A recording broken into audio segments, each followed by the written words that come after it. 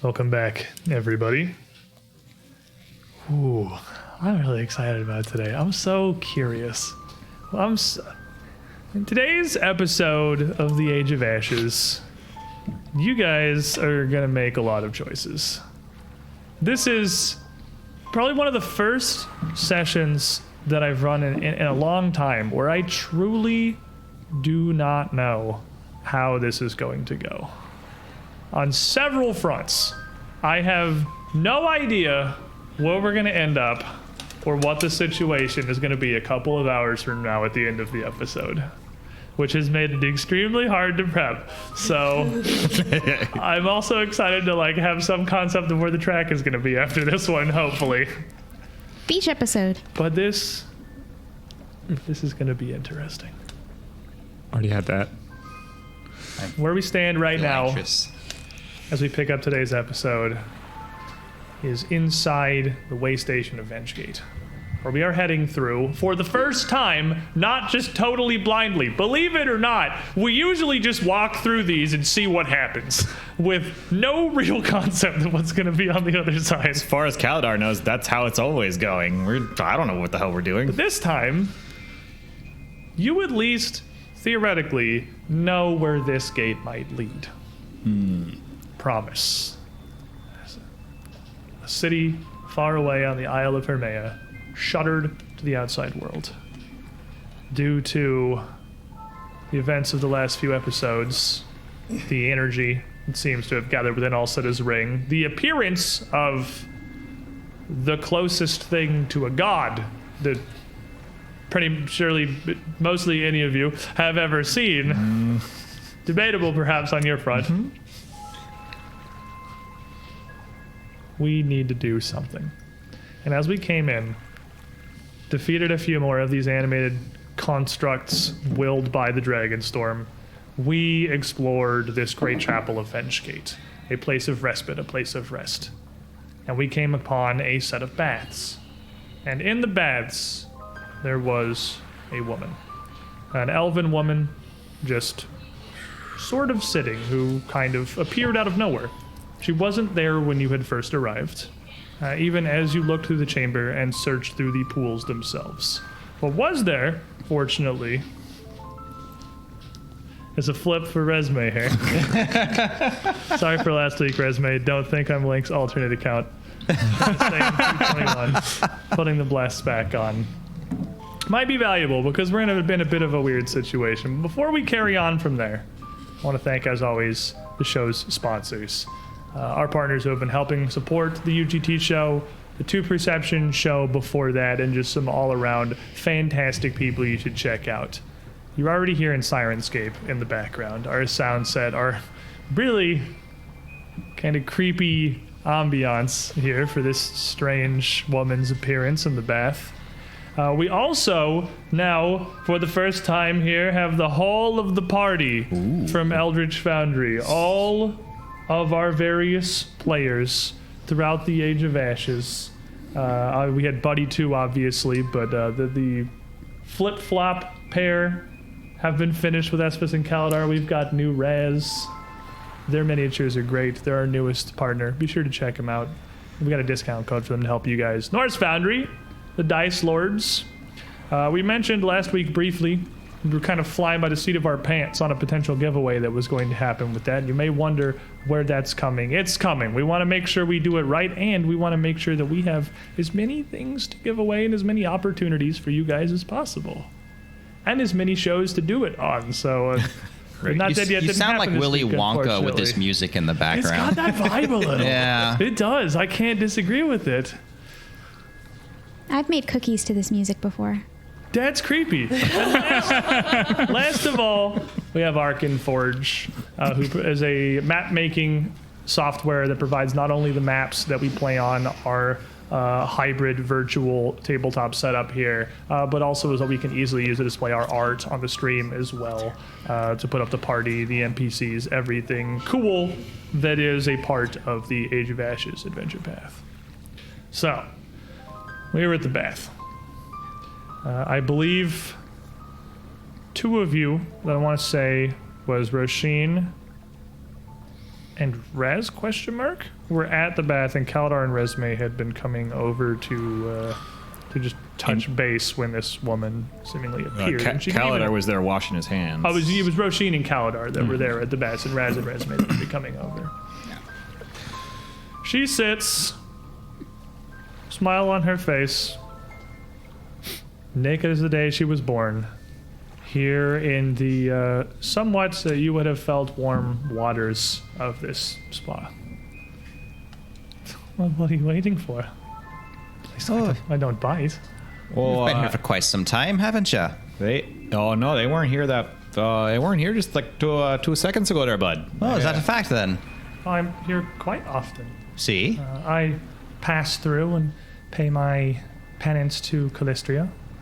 It's a holy site of worship, one of the best Keonan has to offer. Penance. You get on her bad side, did you? You look in remarkably good condition for someone who did that. Oh, no. You misread me. I am a priestess. I have dedicated my life to her worship, to her devotion, and to her ways. How do you pass through here without a key? Or do you have one, perhaps? A key? This is a way station. A key to Vengegate. Exactly. The portals are open, my love. All can pass. Yeah, bud, because we opened it with the key. Perhaps you have traveled far, and maybe the hot sun has borne down on you for slightly too long. She's speaking Taldane, right? She would be speaking Elvish, and your ears would hear that. And those of you who do not know Elvish would hear these words, these beautiful words, her voice almost like a song, but with no conscious understanding, yet in your mind, her meaning would be perfectly clear. Miss Roshin, have you learned Elvish? Certainly not. Then I have the time for that sort of how thing. do you understand what she's saying? She's speaking Elvish. I'm speaking Taldane. You are speaking Taldane. She's speaking Elvish. How does she understand Taldane, you might want to asking? Curtsy deeply to her? Lady, Please, do believe Dandariel. I do believe that you have the advantage of us. I'm afraid I don't know your name, and I don't want to be rude and just make one up. Well, she just introduced herself. Dandariel, but we are all travelers here. I imagine our time will be fleeting and in passing. I'm sure you have things to do. You look quite well prepared. It's true enough. Are you all right? You're not hurt or anything. Very much so. No, I find when I rest in these waters, what troubles I have simply wash away. As if the baths of the savored sting cleanse me of whatever doubts I have, whatever sins I carry. Leave me pure and whole once again. So as she speaks, what are the four of you doing? I just Watching have a quick, her like a hawk. Staring intently. I also just have a quick, clarifying question. Okay. Is the water being disturbed by her body? You said she's sitting in the pool, yes? As she moves, the surface of the water would not be at all. Even as she shifts a little, she is clearly not affecting the body of water. It is clear as day to all of you that her body is even somewhat translucent. She is not like just a mere specter. She looks mostly solid, but you can see the edge of the pool behind her. You can see the surface of the water through her chest. Even below the water, what part of her there would be in the perfectly still surface becomes somewhat difficult to discern. Elven lore? Have I ever heard that name before? It's just a random person. Yeah, So just didn't she know. Boneyard lore? Has she ever been there? I have. Give me a boneyard lore. All right. What's your proficiency in boneyard lore? 31, and I'm a Let legendary. me roll it. What's your modifier? 31. Oh, you just told me that, right? 31, you're legend. And we were giving you a hard time from memory earlier. I don't know things. I got to read it. He didn't have to read it. My brain was on like the legendary track and just did not process the 31. The name doesn't ring any bells to you. Then again, an incredible amount of souls pass through. It's true. Every day. And with how old Ulcida's ring is, if she came through, it might have been millennia ago. I mean, Kaladar's possibly been there forever, too. That's true, but do you remember every name that's come through? Do you even hear every name that's come through? Depends. That's like an incalculable amount of souls. Doesn't ring any bells. I have a question for you, ma'am. What are you? I'm Well, not bud, quite- you don't just go asking ladies in the pools what they are. Oh, I do. You don't. quite I do. sure how to respond to that. Well, you're clearly Elvis, sure, but you're not a living thing, are you? Does she have a spirit? Though I see. By the way, I can see spirits. Just so you know, Albert, just throwing that out there. I have spirit sense. By the way, Raz sees ghosts. FYI. Okay.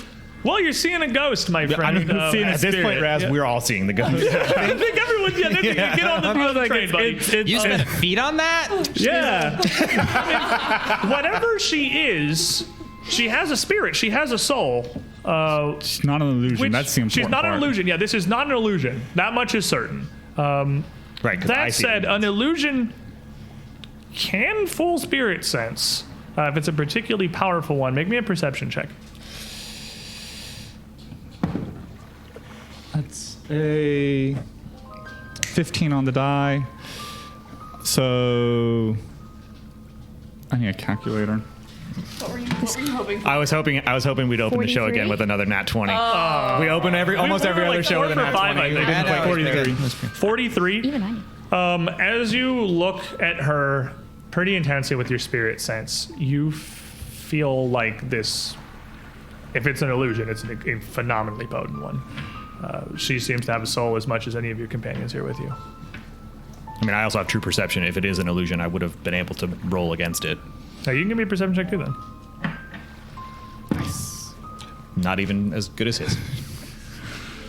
With your just for reference, for parody on how that works, with your that's passive true seeing, right? Is what that gives you. Yes.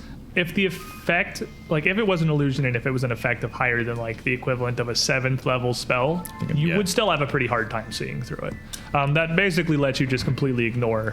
I mean, I guess a 7th level illusion is not exactly a lesser illusion. It's still really strong, but like anything but very powerful illusions.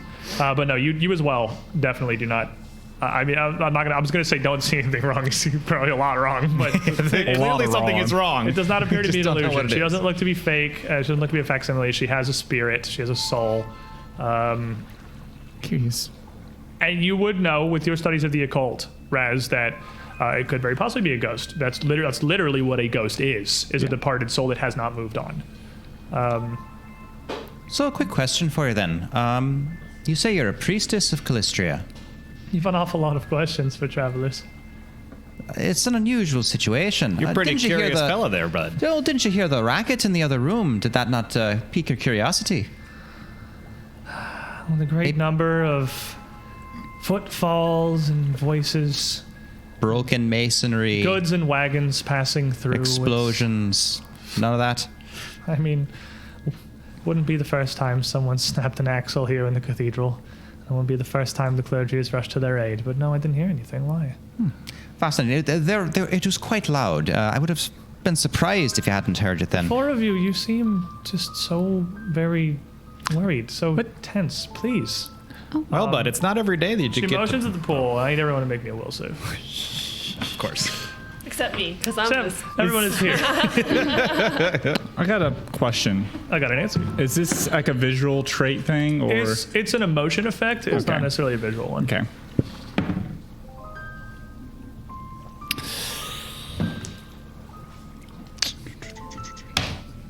I can do that kind of math. Okay. I was, Galadar. Just checking. 41. 11 on the die. I'm gonna use my last gift from Bryn before I get the points I know of. Oh, you're inherited. My inherited gifts. The Okay. reroll. I'll pull my die out there just so you have a full playing field.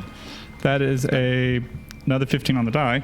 46. 46, machine. I rolled a 4, so I got a 38. 38, resume. I got a 50. 50.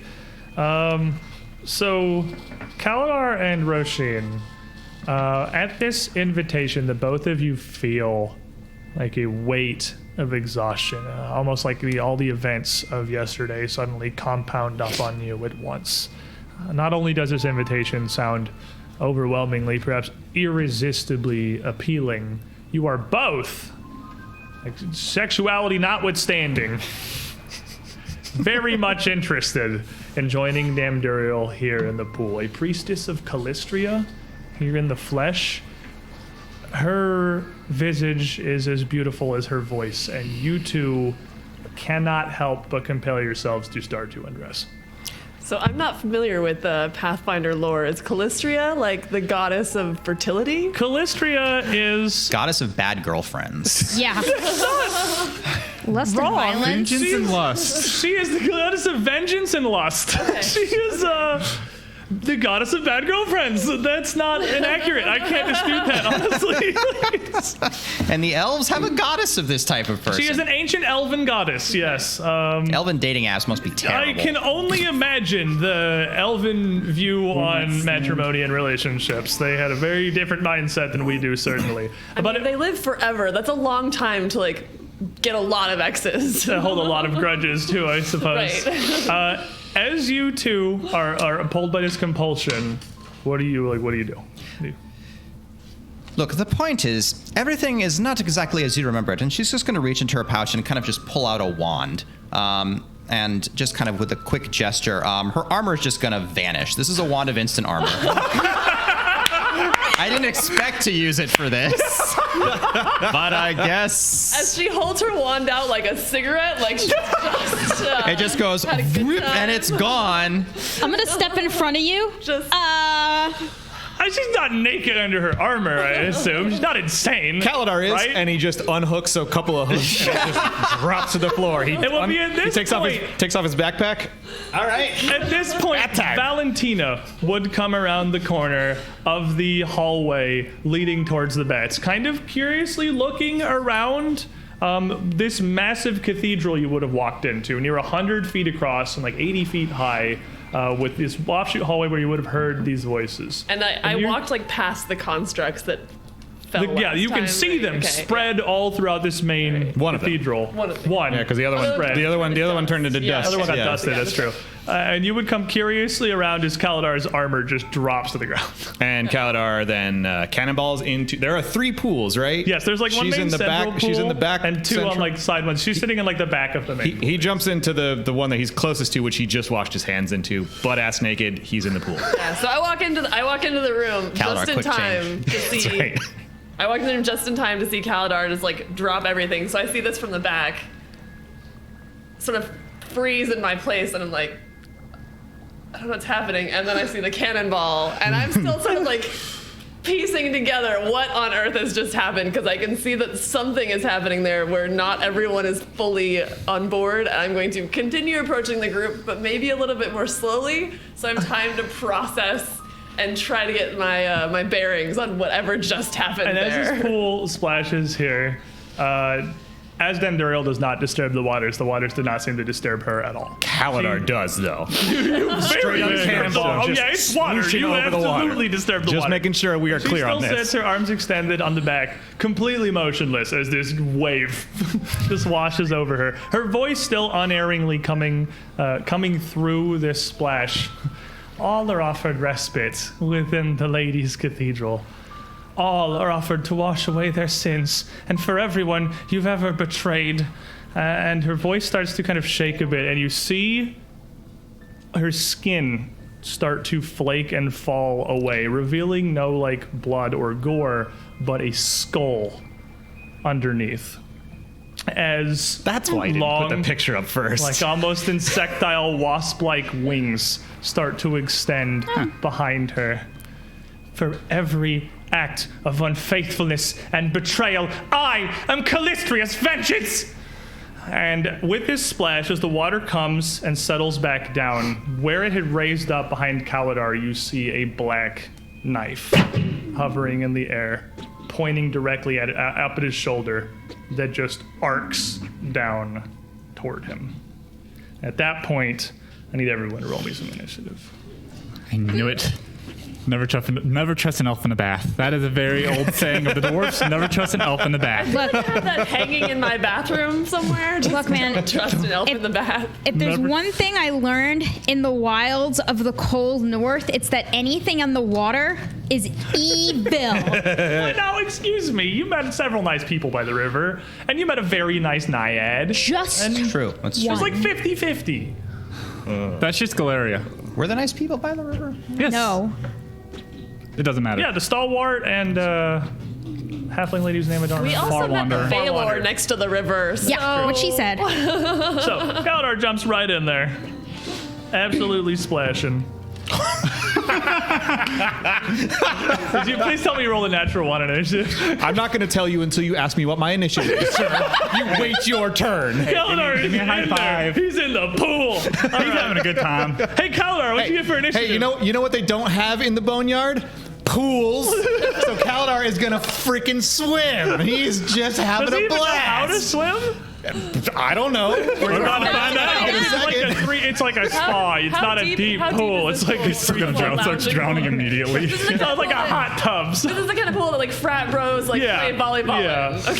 Okay. So that's a big old natural 1 there, bud. what's that He's gonna going way last. What's your total there, buddy? My total would be, it's a 31, I think. 31. Solid. All right, Valentina. Because he's certainly not sneaking. You're not last though. No, you're I got very a 30. I rolled a 3 on the die, but I do not have the same. Solid. You were just like trying to process what the hell is going on. I tried. It's just like, what is even? I don't know. I mean, Rez. Kaladar wants to go last, though. That's the thing. 49. 49. Okay, that's pretty good. That is almost 20 higher than Valentina. Raz is on edge all the time. It's a ghost. You're legendary in occultism, and it's a ghost. It's a ghost. You're spooked. Roisin? This is going to be a 45. 45, and Miss Resme. 41. 41. I'll just go and knock you guys way down there. And let's see where Damduriel ends up here. What'd you get, Res? 49? 49. She got a 47. But as Kaladar... Can I ask a quick question? Because I know absolutely. this is probably going to be relevant now because I don't have any armor on. What is your armor class? My armor class was 42, and I don't know what it is now. I think it's 18, maybe, No. or 14. It's not that low. No. It's probably going to be That minus 5 6. lower plus whatever your armor rune is, which is probably plus 2. He should be up to -7. I'm Yeah. guessing you're going to be down 7, and for simplicity's sake, I don't have a character sheet in front of me, but I'm pretty sure up near the top there's a little thing there. You're at -7, I'm pretty sure. It's fine with me. That works, as long as I because- just kind of have an idea. You are still a 19th level character who is extremely proficient at being evasive even without your actual armor on. It sure helps, but you're not at like 18 or anything. Just making sure. Which does lead to some hilarious things where, like, if you got jumped in the shower by a gang of kobolds, you would be perfectly fine because they can't hit you butt Hey, naked. get away. You just described like my last Tuesday. I have further questions. We'll get to them later. She's not going to answer. At the top of this, before we even get to Raz's turn, this knife plunges down towards Kaladar. So if you're sitting at a 35, I am. it's going to be a 60 to hit. Yeah, that's going to definitely critical hit me. To be fair, your armor not being on didn't matter. Didn't matter at all. Yep, I was going to get crit no matter We what. have that going for us, which is nice. And you see, as this dagger plunges into him, burying itself up into his shoulder, just in, like behind his collarbone, you don't see a spray of blood or anything like you might expect. What you see is a blast of his own skin and flesh flaking and dusting away like Damduriel's face had moments before, leaving a massive blackened scar Oh, God. inches across, buried in his shoulder. Do I feel this? How powerful is the spell I am under? This would immediately bring you back to your senses. Okay. As far as this compulsion, and I mean, even Roisin as well, seeing this, you would immediately be back on here. Oh, God, it hit him in the soul. It does sort of look like it hit him in the soul. You are going to take... My brain just shut down. You are going to take 80 points of damage. 8-0. 8-0. Okay. Some of it piercing, the vast majority of it is negative damage. The essence of undeath. Excellent. The antithesis of life itself. DR5 from physical damage because it's So fire defense. 5 less than that. So 75. It's 5 less. Also, Edawir in here. 5 less is I see the GM has a Bane. That's illegal. Fix that for you. So I'll take this. And now, Raz, it is your turn. Her visage has been fully replaced by a skull, and now you see a black and yellow clad woman before you. Most of her body still seemingly intact. She's not a skeleton. It's just this head, these massive wasp-like wings now folded out behind her as she just stares intently, even without skin to express, hate burning in her face towards Kaladar.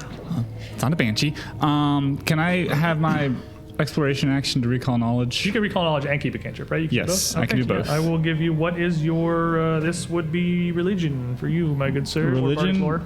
For me, it's going to be bardic lore, and as Raz is like noticing what's happening, a little tiny scrap of paper just floats down in front of him and he grabs. It's like, I think this is it. I'm going to use one of my uses of pocket library I have stored up for a +4 to my bardic lore.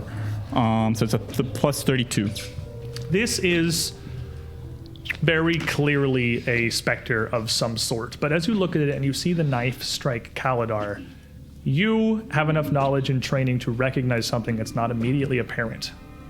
That figure is not the haunt. That knife is the haunt. That figure is a projection that you can see in her slight motions as the knife moves. She's not controlling it, it's controlling her. You have a couple of options. This spirit is somehow intrinsically tied to this blade, like it has, the soul is still there. You could theoretically attempt to destroy the knife directly, or you could try to find a way to convince this spirit to stand down. All right. This resume, the knife's what we're going for. It has the spirit inside of it. I tried talking to it, but I know something that helps, and Raz is going to start singing a song of love and forgiveness. I'm going to spirit blast towards Kaladar. And Bring it on, if Kaladar, there's a take spirit possessing an item, it hits the spirit directly. It is a... I have my spell cards. Okay. Yeah, whole book of them. You got me. I love your Pokemon folder. I love it too. I'm gonna. That's actually great. You have a Pokédex. I'm gonna. Use, I just got middle school memories flooding back into my brain from looking at that thing. It's I love it beautiful. too. Paizo I'm gonna use it as a 9th level spell. It's a 60-foot cone, so it's probably gonna hit Resme too. There is no chance that you could hit the knife and not Kaladar. I don't care. You know, at this fine. point, Raz doesn't care. There's a bigger problem. You're right next to Resme. You can blast it between her and Resme. Yeah, I just tell Resme duck. Quack. So it is going to be a fortitude save. Okay. Yeah. So, spear and a knife, not terribly fortuitous. It's going to be a 35. 35 fails. Nice. It's a bucket of damage. Takes buku's amounts of damage. 18d6 force, and I do not have my heightened stuff on here. I think it's another 2d6 for heightened. Plus What one. level's the spell? It's 8th level. I'm casting it as a 9th. And It is 2d6 per level. 2d6, Yeah, so it'd be 20d6. You can just roll 5 and quadruple it is the kind of method that I usually take, but up to you. That's That sounds good math to me. 6, 10, 15, Shabam. 60. 60 points of damage. Straight to the spirit. Do I also take that 60 points of damage? You also need to make the fortitude save. Fortitude save. Excellent. You look beefy. Super good at that. I take 60 points of damage. There's no way. There's no way that's gonna pass. So you get stabbed in the soul, and then have your soul blast out of your body. It's okay, buds. I don't need the soul. Kalador's Plasma having a gives you great day. refunds on those, right? I'm sorry, 60.1 second. 60 points of force damage. Yep. Directly to the spirit. Straight to Hey, the soul. Kaladar's still swimming. What up? And then, all right, we're good. It's fine. Kaldar's not dying. His soul is perfectly intact. This is going to be an inspired defense, so +1 AC, resistance 5 to all physical. We're good. Everything's fine. No need to panic. I Raz missed you, told Raz. you to reject the evidence of your eyes and ears. Kaladar is fine. That was his final and most important command. I hate you so much. Oh, well, in that case, I suppose everything's great then.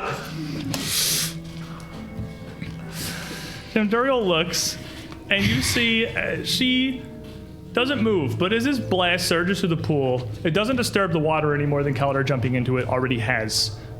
This is like a blast that doesn't affect the physical. But you would see it shear away a large portion of her form. And this would manifest as almost like a shadow, a second image of Demduriel being blasted out backwards behind her, splitting into two for a moment, with what was left being much more transparent, much less visible, and even a bit fuzzier around the edges of her body, of her wings, of her skull, like she's lost a great amount of her force. The dagger itself would also spiral backwards out of Kaladar before flipping to right itself back in the air, and with the slightest motion of her head, it would slam back down towards him in the pool. I gave him everything. How could you ever this? An old lover of yours? I guess so. You sure the name doesn't ring any bells? It's gonna be a 44. Kaladar drops. I don't And, care what the damage is. He drops. As that one hits him, that's a regular hit. It doesn't matter. He's got 8 hit points. Well, might as well dying you go to. Okay. He's Your got AC 8. is He's got 8 35 hit points. right And then so what was your attack? 44. That is just below a crit. So it's a regular hit. By one? No. Okay. I have inspired defense. No dying two today. We do this. This is happening right now. But as that knife strikes him again, as Kaladar is trying to pull himself up out of the pool, he staggers and flops into the water. So as you go down, you are not only dying one, you are also drowning. As you are unconscious in this pool here. You have plenty of friends here that can help you. But this knife stabs him, and she just continues. You think I didn't know? You think I wouldn't know about you and the Crystallian? You think the Lady Calistria wouldn't speak to me of such? And she turns her eyes up towards the party and looks towards Roshin and cocks her head, and the knife flips up out of the water and shoots towards you.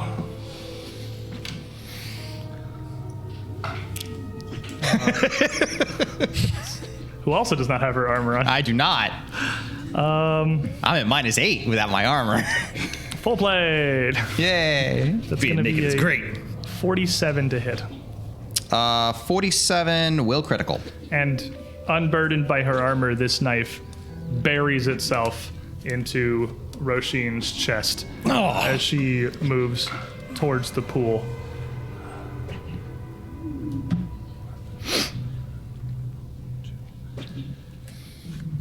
.84 Okay. points of damage. minus 79. rest 5. Thank you. Mostly negative. As that strikes you.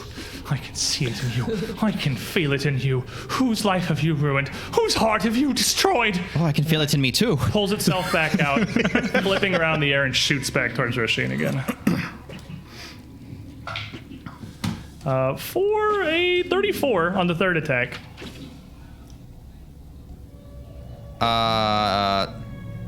Normal hit. With the +1. Oh, you're one lower than Kaladar because of you don't have the dex. Great. I have no dex at all. Yeah, your full play makes up for that. Kaladar is quite dexy. He's a very dexy boy. 5, 19. I mean, not right now. Not We can currently see- very We can dexy. see currently all your decks hanging out. Yeah. He's a bit less dexy currently. 39. 39. 39. As that strikes and she continues ranting, her ranting becoming wailing and getting more intense here. It's all of you. It's all of you mortals who walk in human flesh. You were a mistake. Every one of you has never known true love, only lust. You care for no one but yourselves. I'm not a human. And as it Also not a she human. doesn't seem to care as it flips back out of Also Roisin. not She's entirely mortal. staring directly at Roisin as the knife flips back out and readies again. It is your turn. So, as the knife tries to jerk its way out of her body, Roisin is going to grab its hilt and hold it inside her. Okay, And that's a grab attack. go for it.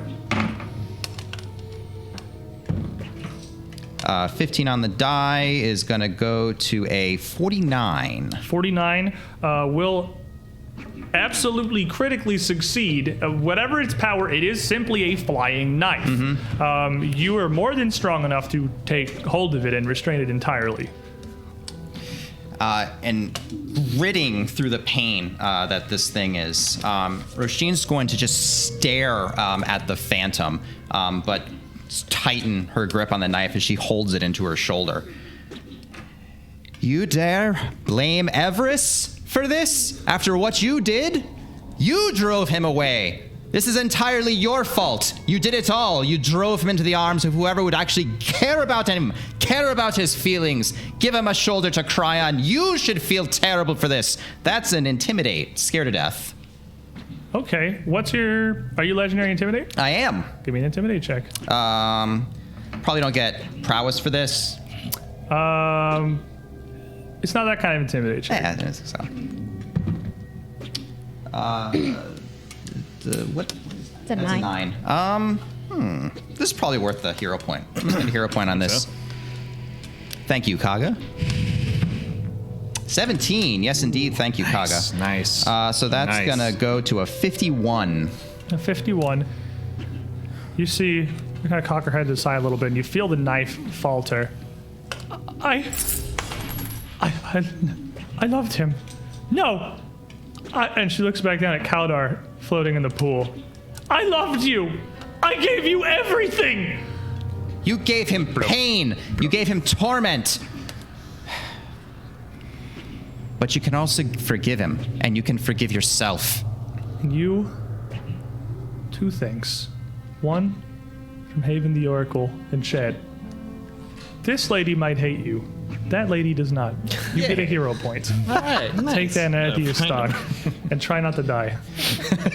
You feel something crawling on your fingers. And you look down and you see a wasp just crawling up your hand onto the back of your knuckles. The hand that is gripping the dagger. Mm-hmm. And she notices it too as she looks up from Kaldar. What does this mean? No.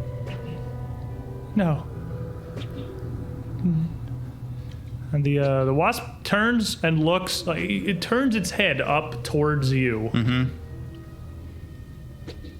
And turns away and flies over towards Damduriel. And as it does, you see it shoot at her, and she shrieks and recoils, and her wings just blast away into nothing.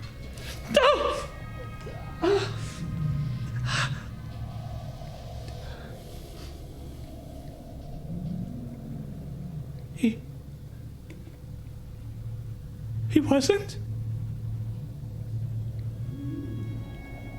He was faithful to me. Oh yeah, there, bud. I was wrong.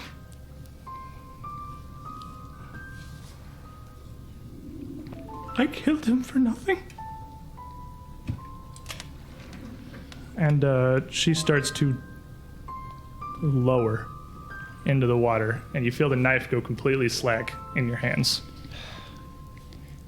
I hope you can find some peace. Wow.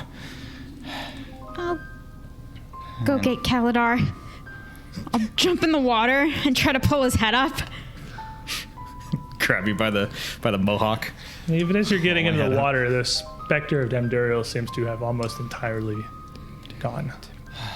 Hey, wake up, come on. It's not time to go back to the boneyard? It's a heal. Cool.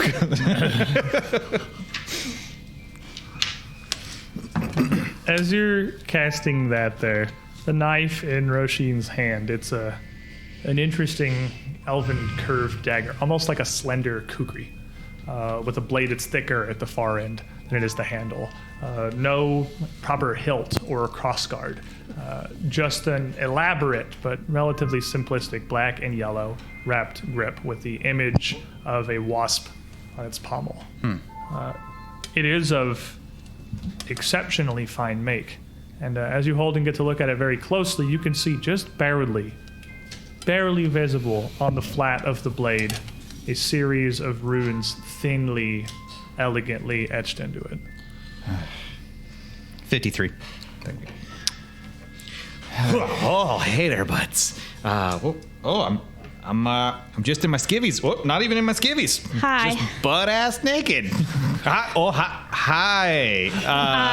now Caladar's just gonna sink a little bit back into the water, like maybe to like chest height, and just kind of cover up a little bit. The water is very clear. He's doing his best. I'm gonna walk over and pick up the armor that he just dropped before he cannonballed in, because I'm assuming that jump meant he was not really next to the pool. And I'm just going to sort of bring it next to the pool and sort of, not particularly ceremoniously, just drop it and be like, Into the pool. And there's next to, next to This whole like eruption of violence was seconds. This knife whipped up, stab, and that was it. Yeah. This was like in the time it took you to come in this short like 20-foot Right. hallway, it was over as soon as it began.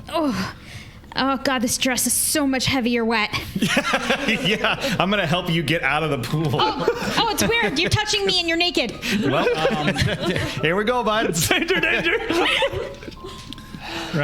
I'm going to recite a little poem, an elvish, to cast soothe on my good buddy that I just heard a whole lot You're naked. at the fifth level. You're just gonna feel your mind kind of just the ease, undergarments. Like the wounds of your spirit chance. feel a little bit easier. It heals the wounds of the mind, not the wounds of the flesh. Which luckily there's a lot of wounds Yeah, of the that's mind the here. thing that he needs. Well, he also got that, but 3, In Delathar. 18. Here, Leo. Huh?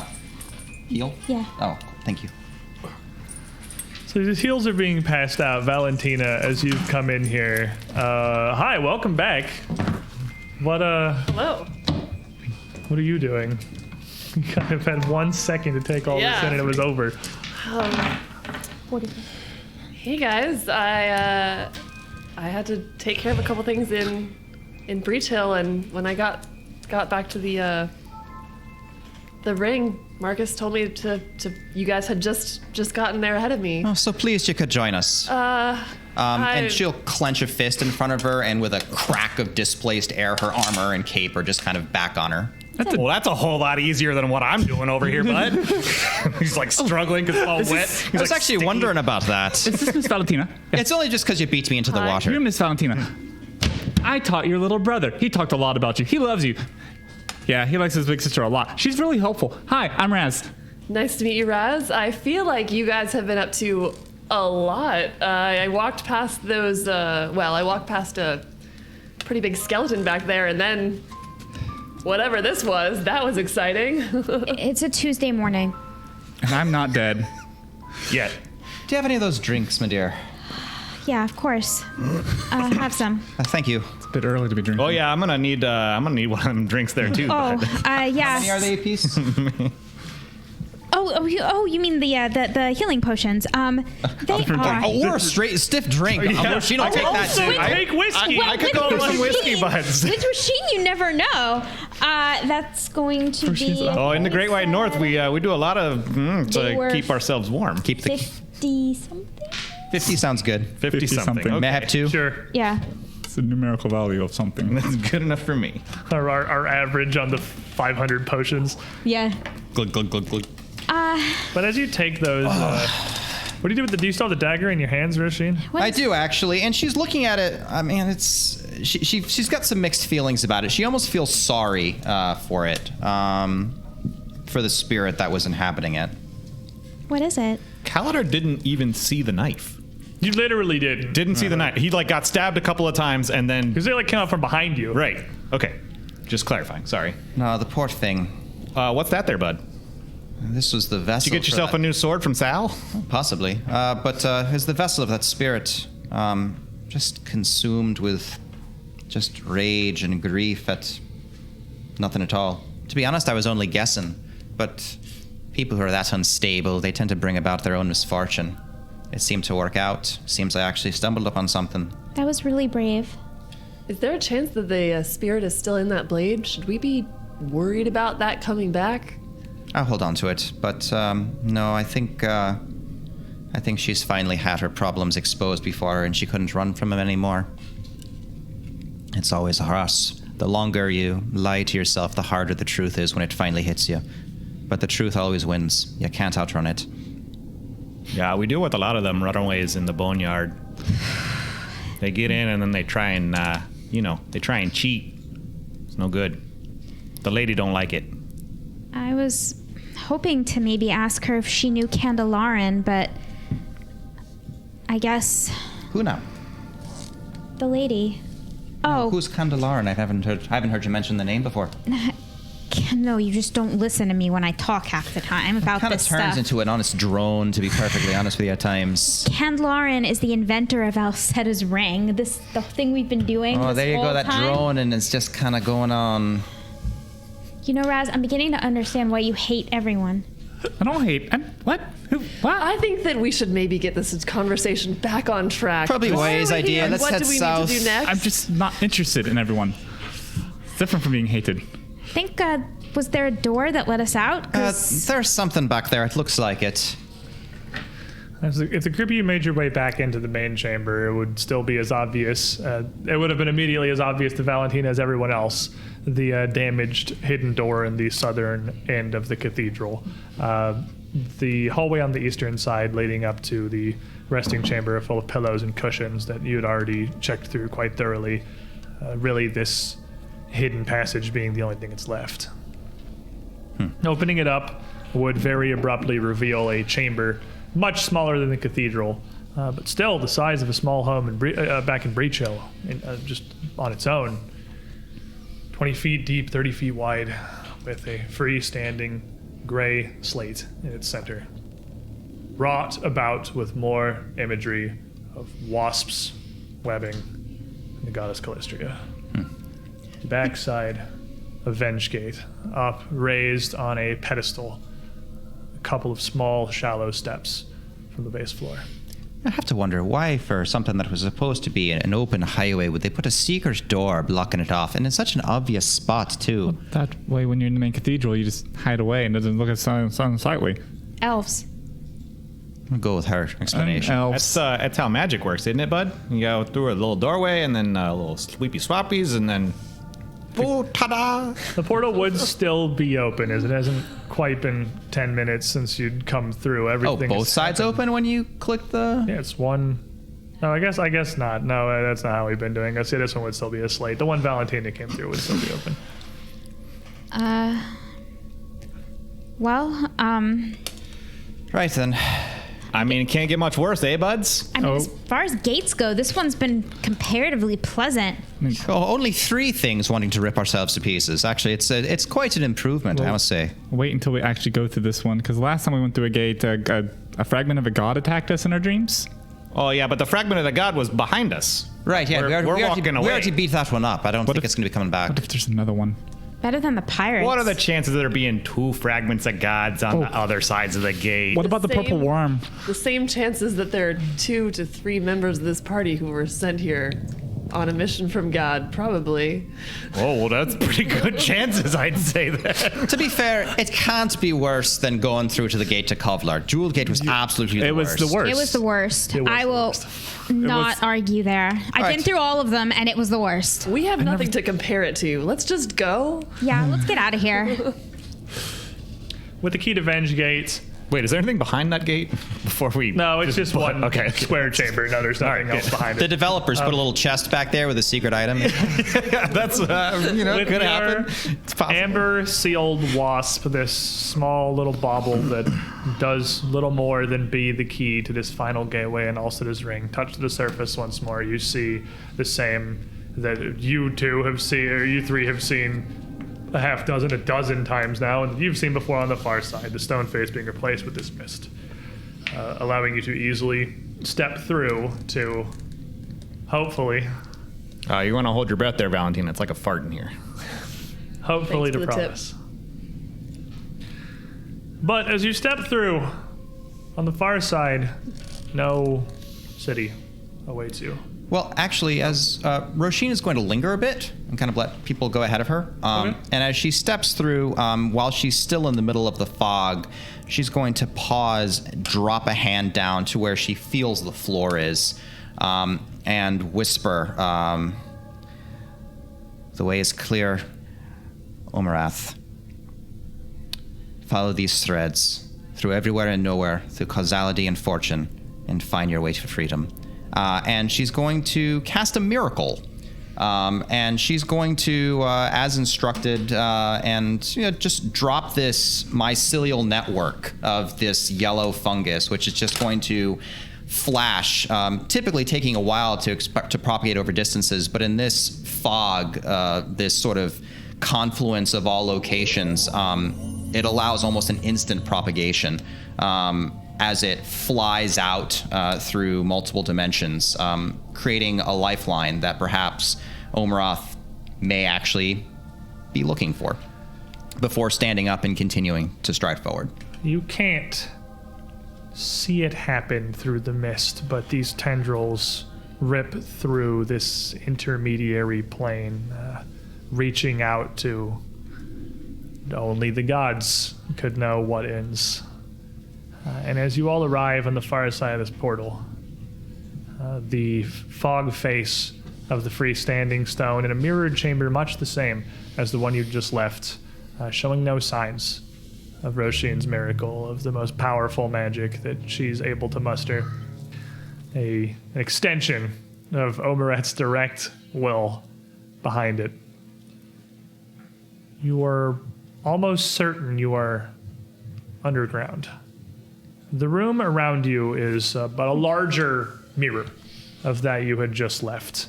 Where that room was the size of a small house, this could fit much of Breach Hill's town hall within it. An easy 80 feet wide, near as deep. This pedestal that the portal sits upon, now a dozen feet above the ground, with numerous wide stone steps, half the length of the chamber, leading down to the floor below. It's well lit.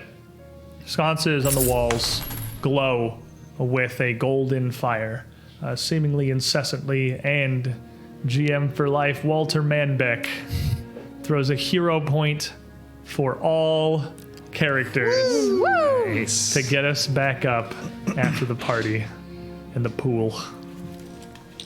It wasn't a great pool party. It was Kaladar's first. He probably might, well, maybe not. We're gonna go to another one after that. I mean, Maybe he had a good time. I don't know. yeah, No, I'm not here to judge. he doesn't really remember much there. That's a sign of a good pool party. That's true. Jumped in the pool, passed out, woke up. That's how we learn you can't swim.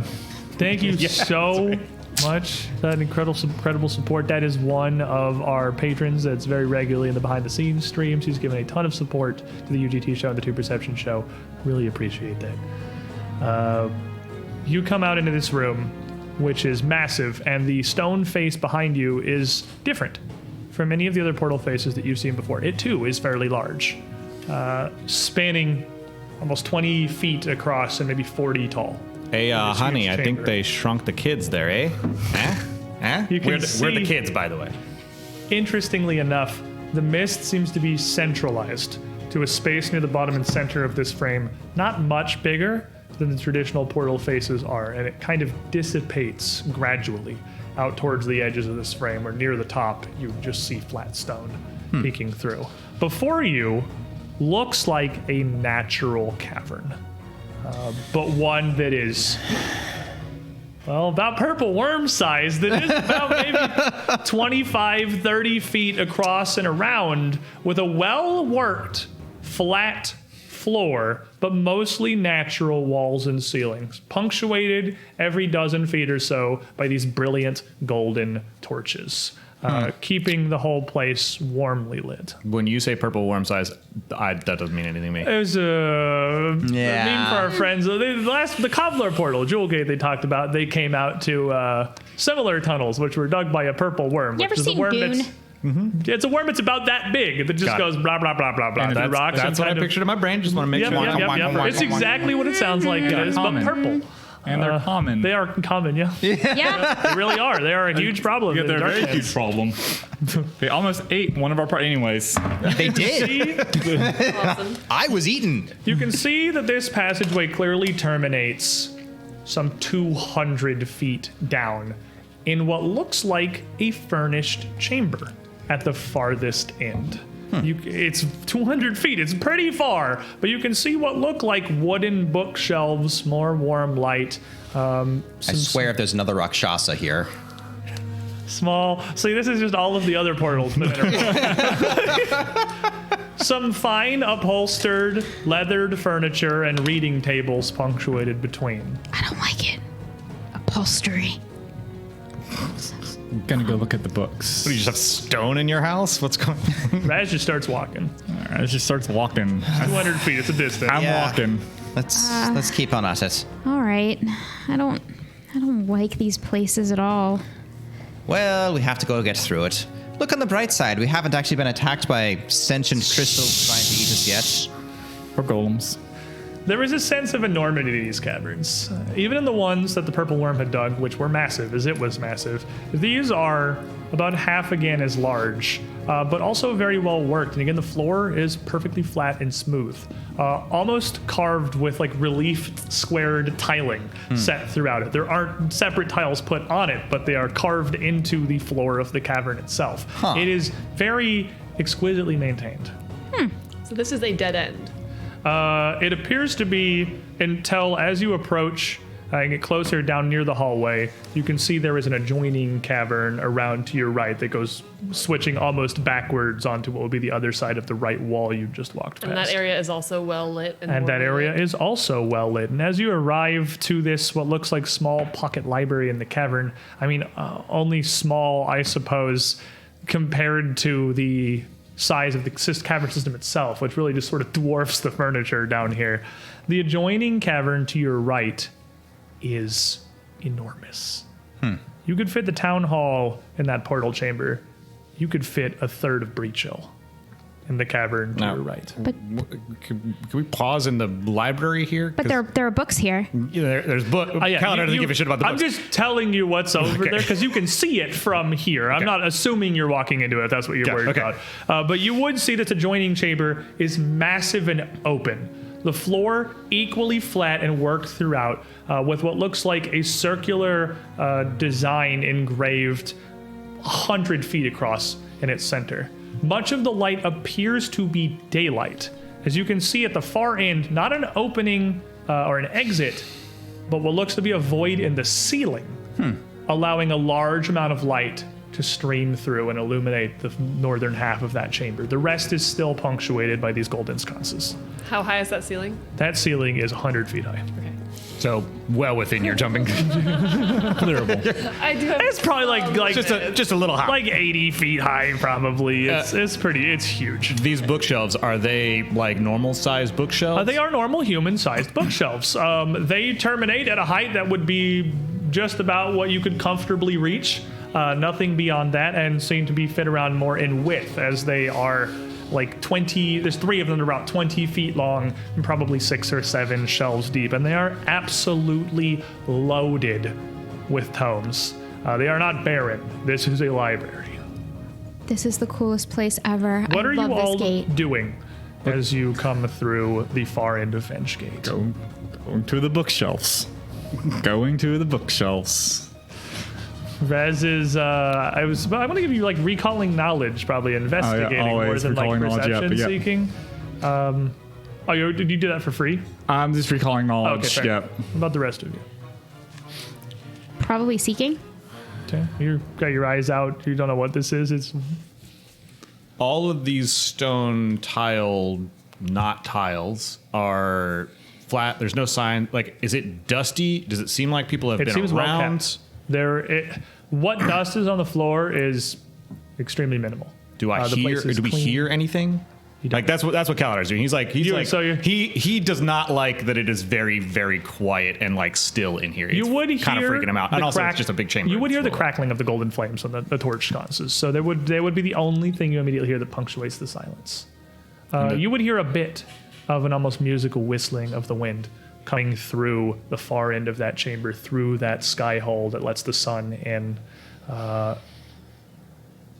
It would be not altogether unpleasant.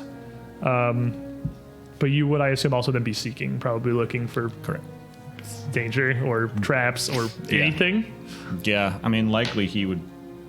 Yeah, he'd be hiding as much as he can. You can hide for free, though, too. You also do that. That's a bonus. I know. Yeah. I'm just saying, like he's gonna like kind of wander off a little bit in maybe towards that bigger chamber, not super far away from the party because he does want to be within earshot and running shot. But I will, for sake of brevity, just assume you're sneaking unless you tell me you're not. Good deal. Because That's a smart you have idea. the feat that does that. correct. Yeah. I would be also seeking in that I'm really looking at like the walls. I want to see is it so smooth that you couldn't, for example, rock climb or The walls are fairly natural. Like they're carved smooth. There's no So they're- jagged points or anything out, but they are like they're they're smooth natural end. enough that you could, in Absolutely. theory, get hand grips. It would be difficult for a normal person, not really for you so much. Right. But they are not smooth so much as smooth end. Okay. You can see on the map they're still irregular. Right. It is mostly natural. So I am examining the walls and seeing, like, if I can see patterns in, like, if I were to try to climb something, what that track would look like. So I'm looking up at the walls to sort of see if there's a way to exit to get up to a higher vantage point. Books. So, I'm looking around this cavern, and the main thing that Roshin is focused on is just the scale of what's going on here. And she's looking around, looks over at the library, looks at the space between the bookshelves, looks at the space and the things here, and focus is actually turning right to Resme and Raz right away. And, like, screw exploration activities. My focus is on you two right now. Because as soon as they tell you what they're doing, then I'm going to just go grab the both of them. No touching. But They're going for the books, and the machine grabs you. Not a good idea. Wait, why not? This is not some abandoned library in a dusty cavern in the middle of an undead-infested city. This is someone's personal property. We're not going to steal anything. going- No, you wouldn't want anyone nosing through your books. Don't forget, we're a diplomatic mission now. Let us not start going and housebreaking just because we happen to come in the back door. what's the point of a book if you're not going to nose through it? Keeping knowledge from another person is a very rude thing to do. Raz, I'm going to drag you by your ear if you keep that up. Don't drag me by my ear. That hurts. Yes, exactly. Come along then. We'll ask permission once we find out the person who actually owns this Can I place. at least look at the titles? Absolutely not. You can Raz walk them as we walk past this way. Absolutely be looking at the titles as recalling knowledge. And you can see that most, I'm not going to, you don't need to roll for it. You can see that most of the library is very, very dedicated to one of two, in the grand scheme of stuff that could be in a library, relatively specific topics. Two of the bookshelves, the rightmost and the center, are wholly committed to history. They are all like factual treatises of the development of various nations, wars and culture as they have grown, history far beyond that, Earthfall, the time of the Cyclopes and the Serpent folk, the creation of Galarian even. It is what may be as close to a complete timeline of the world's history as you could find localized in one place. My grapple with Roshin then. The leftmost shelf, however, is dedicated to the extraplanar. You see a tome dedicated exclusively to the brass city on the plane of fire. Things depicting how the flow of souls goes through the boneyard and its connection to other planes. The connections of the ethereal realm. A great number of books detailing various interactions and information about Axis and Elysium, the planes of law and chaotic good, respectively. whoever's library this is, they're keeping a really good tab on literally like the history of the world and other planes. It's big enough. It's big enough. I'm just gonna take a wild guess and say this is probably the Gold Dragon's library. Who knows? He could have hit it. This is Menkare's library for sure. Rasheen, why don't you look over there? Look! It's a gold dragon.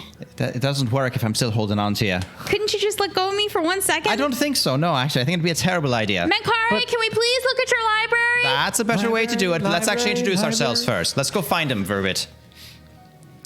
Please? If the group of you... the group of you... Come on now, act like an emissary. Turning from the library, make your way towards this incredibly massive chamber where the walls work their way up to this domed ceiling I described before. As you come a little further around the corner, you can see more than just the light streaming down, and you can see that on the far northwestern side, easily over 100 feet away from you, there is a garden of well-maintained bushes, flowers, even small trees, all growing in this sunbeam emanating down from the hole in the ceiling. It's very manicured and very thematic and clearly exceptionally tended to by someone with an incredible amount of both skill and knowledge. On the northeastern side, there are 2 tables. One of them, a fairly large workstation, maybe 8 feet deep and 15, 20 long, which looks like it's strewn about with a great array of glass containers, alembics, other scientific and alchemical equipment. Looks like a research station. The one beyond that is a much, much larger table, 25 by 40, which looks like it has a model, what may very well be a scale model of a city. You can see little from this distance save for the bright red walls that ring around it and the well-manicured grassy terrain on the eastern side cutting down into sculpted blue and white waves and a single bulbous golden dome emanating up from its center. But most notably of all, as you come around and can see to your left, a huge bed of stone and a pile of gold, jewels, and treasure the size, again, of a huge building, heaped feet high. You see what must be priceless works of art, suits of armor, figurines, weapons, coins, scrolls, gemstones, rings, various tiaras and crowns. Dragon Horde. Is it sad that I just really don't care and I want to go back and read the books? Yeah, really? What must be I'd say that's more like part and parcel. the most exceptional concentration of wealth any of you have ever seen. Yeah, I think Coins alone I just don't care. must be millions. if I add a gold coin to it, he won't care if I read his books. Oh, I don't know that that's true there, bud. Right. We're asking permission. Thank you very much. You're still holding on to both of them, right? Yes, Like, absolutely. Like the names of their necks. Because if I let go of Raz or Resme, I can't catch either one of them. Know your weaknesses. I have blink charge, and that's the only way I'm going to get near So him. where are you all going? You can see at the far end of the room, somewhat nearer to the garden, there is another tunnel that extends out that seems to stop being natural and comes into a 25-foot wide, smooth, squared passageway with an enormous stone staircase leading upward. Clearly the way out. Ah, spectacular. This saves us the trouble of having to go up, fly up through the air. Could we look at the forest first? No, we're not Can looking at we anything. look at the model first? Goodness gracious. Look, if we're having to go fly out the way our own, yes, we could go ahead and look at that model. But otherwise, I think we should simply take the stairs. Seekers, make me perception checks. Which I believe is Resme, Kaladar, and Valentina. Yeah, I am way too preoccupied to be looking around. Don't touch it. Don't look at it. Don't breathe on it. You're escorting your unruly children through a museum. through the jewelry section of Walmart. The museum's a way better analogy. I'll go with that one instead. 9 on the dice, that's a 36. 36. Kaladar was very distracted. He rolled the 1 on the die. Nothing. Resume. I don't know what he's distracted by yet. It's but- going to be a 41. 41. With all of you very distracted by various things and the enormity of the chamber, your own arguments would mask the sound of footsteps coming towards you from the direction of the staircase. So you would see each other before you heard the other party arriving. 2 figures would be descending the stairs, and they would come into view when you're maybe like 40 feet back from it. The first would look to be a half-elven man. He has a very ornate set of full plate, which looks like it has been embossed with a variety of artistic sigils that don't appear to be magical, just to be ornate, but the plate clearly is very much functional. This is not ceremonial armor. He has a thin silvered tiara placed, I guess more of a circlet. Tiara kind of has to go up, I think. It's more of just a flat circlet placed around his brow, and a massive, what I could only describe as a greatsword slung across his back, but it's not a traditional one. It is not the large hunk of iron that the humans and the dwarves and really anyone up on the surface wields. This is a massive but very graceful curving blade. What looks almost to be something in the same vein as the dagger that you had gotten from the pool down below, but on a much, much larger scale. The man looks to be maybe in his mid-40s with extremely sharp features, his hair straight and slicked back up over, no, it's not South Sartod, to a, I feel like I have to put that one in there, to a thick, wide, I don't even know if it still qualifies as a ponytail, like a wide, it's not braided, it is a single straight bit of hair that hangs down what looks like not much more than just past his shoulders. So you're saying it's real businessy in the front and pretty party-ish in the back? It's still Is that kind of relatively what's happening? business in the back, but it's a little bit more It's business casual. business casual in the back. That's a great way to put it. Does he have like hot dad energy? He's because he got some hot dad energy, probably. Does anyone not have hot dad energy to resume them? Yeah, lots Look. of them. Fair enough. The little second rat. figure would be a woman. She looks to be only a bit younger. Her face looking clearly as though she is certainly no younger than like 35, but still kind of a bright, youthful energy. Her eyes are so brightly hazel to be almost orange, and very bright blonde hair, kind of loosely piled up around her head in a way that looks like it was done very intentionally to not look extremely intentional. A few loose strands hanging down in front of and behind her ears, as she is done up in white and gold robes. And she comes down, sort of bending her head down a little bit to see under the roof of this entryway to get vision of the group of you around the same time that you see her.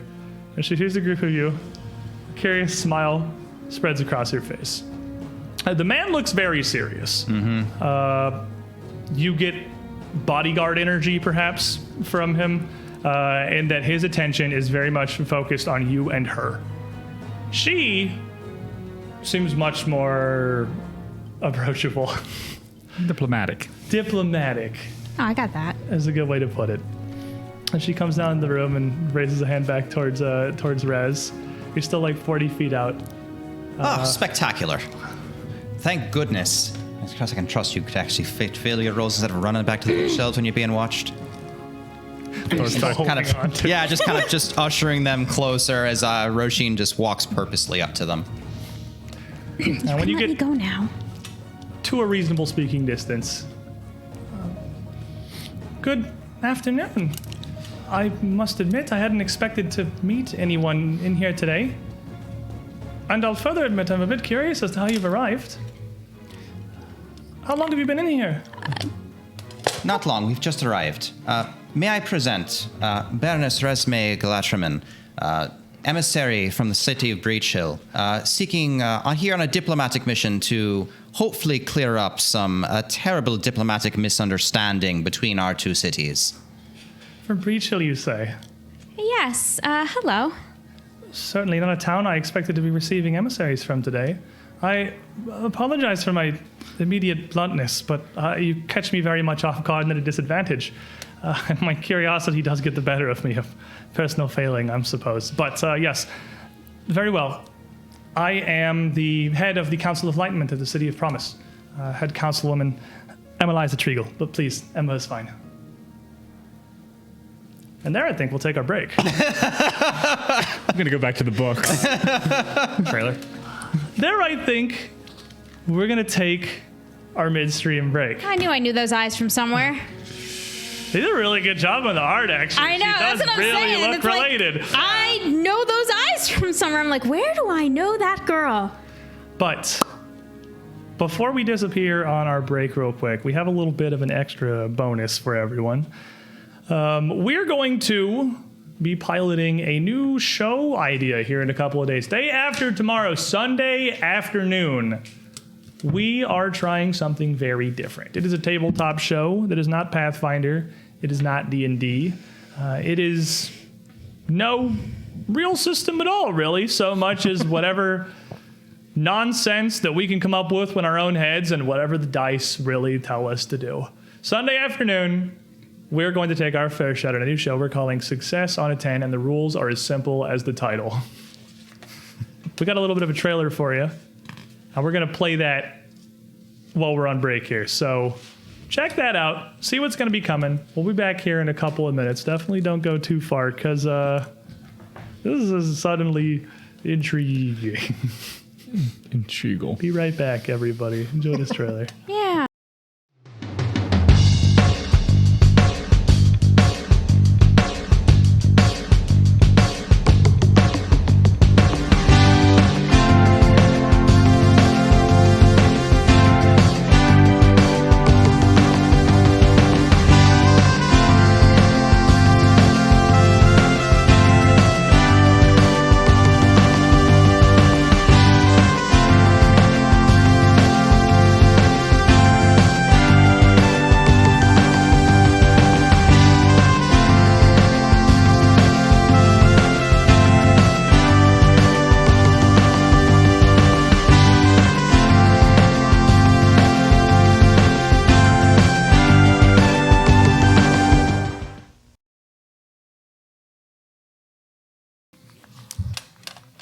Welcome back, everybody.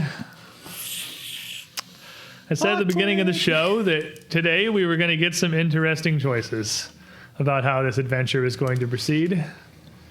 And of all the interactions and situations that I've prepped in Age of Ashes, this is the one that I the most truly did not know how the group of you are going to respond. But hopefully that little promo for Success on a 10 looked interesting. If you join us Sunday afternoon for our tabletop-based improv show, it should be super fun. We have basically nothing planned. We're just going to go bananas. Come check it out. It is going to be wild. And I have very little planned for what's going to happen here because I don't know how you guys are going to take this. As we left off. And I would add that for those who just started watching in this chapter, there is personal history with this character, and some of our party members, Well, other characters others that had the have name. never encountered this person before. So, like, just putting it out there in case someone was picking that up. This woman, before the break, introduced herself as the leader of the Council of Enlightenment for the City of Promise, head counselor Emma-Liza Treagle, and then reaches down the sides of her robe and does a well-practiced curtsy, bowing her head to the group of you. The bodyguard that is standing near her nods slightly, but doesn't really shift. It never takes his gaze away from the group of you. Lady Treagle. Please, just Emma is more than fine. I've never been one for grand formalities. Emma. Resume.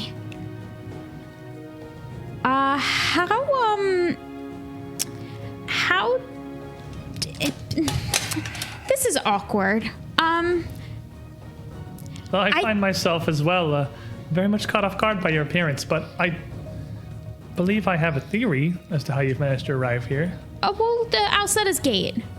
It's as I expected. It's been strange as of late. There have been queer things happening with it, and In what way strange? a wide variety of things, least of all the fact that it appears to have opened itself to you. Well, it didn't exactly open itself to us. We have a key. Oh.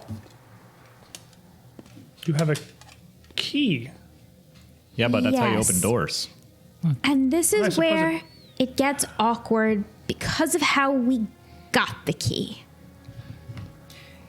How did you get the key there, bud? I suppose I could see it very much as a door. All said it was, after all, the elven goddess of doors and gateways, but I'll admit I'm not very well tutored in his teachings, but well enough to recognize that symbol of hers that you bear. Perhaps, is that what you mean? A divine connection? Is that what we've been lacking? Is it that simple? No. I'll hold up the key. Well, that's certainly curious indeed. Huh. Yeah. So this token allowed you to unlock the gateway, to travel here from the far side of Breach Hill. Well, perhaps we should simply establish one thing. We certainly came here hoping that we could work out and smooth over the problems that a particular agent of promise has caused in Breach Hill. Again, a great deal of strife besides. I don't think she knows about that. I should hope she Well, I'm certainly not- doesn't. In fact, it would actually make our interactions go much better.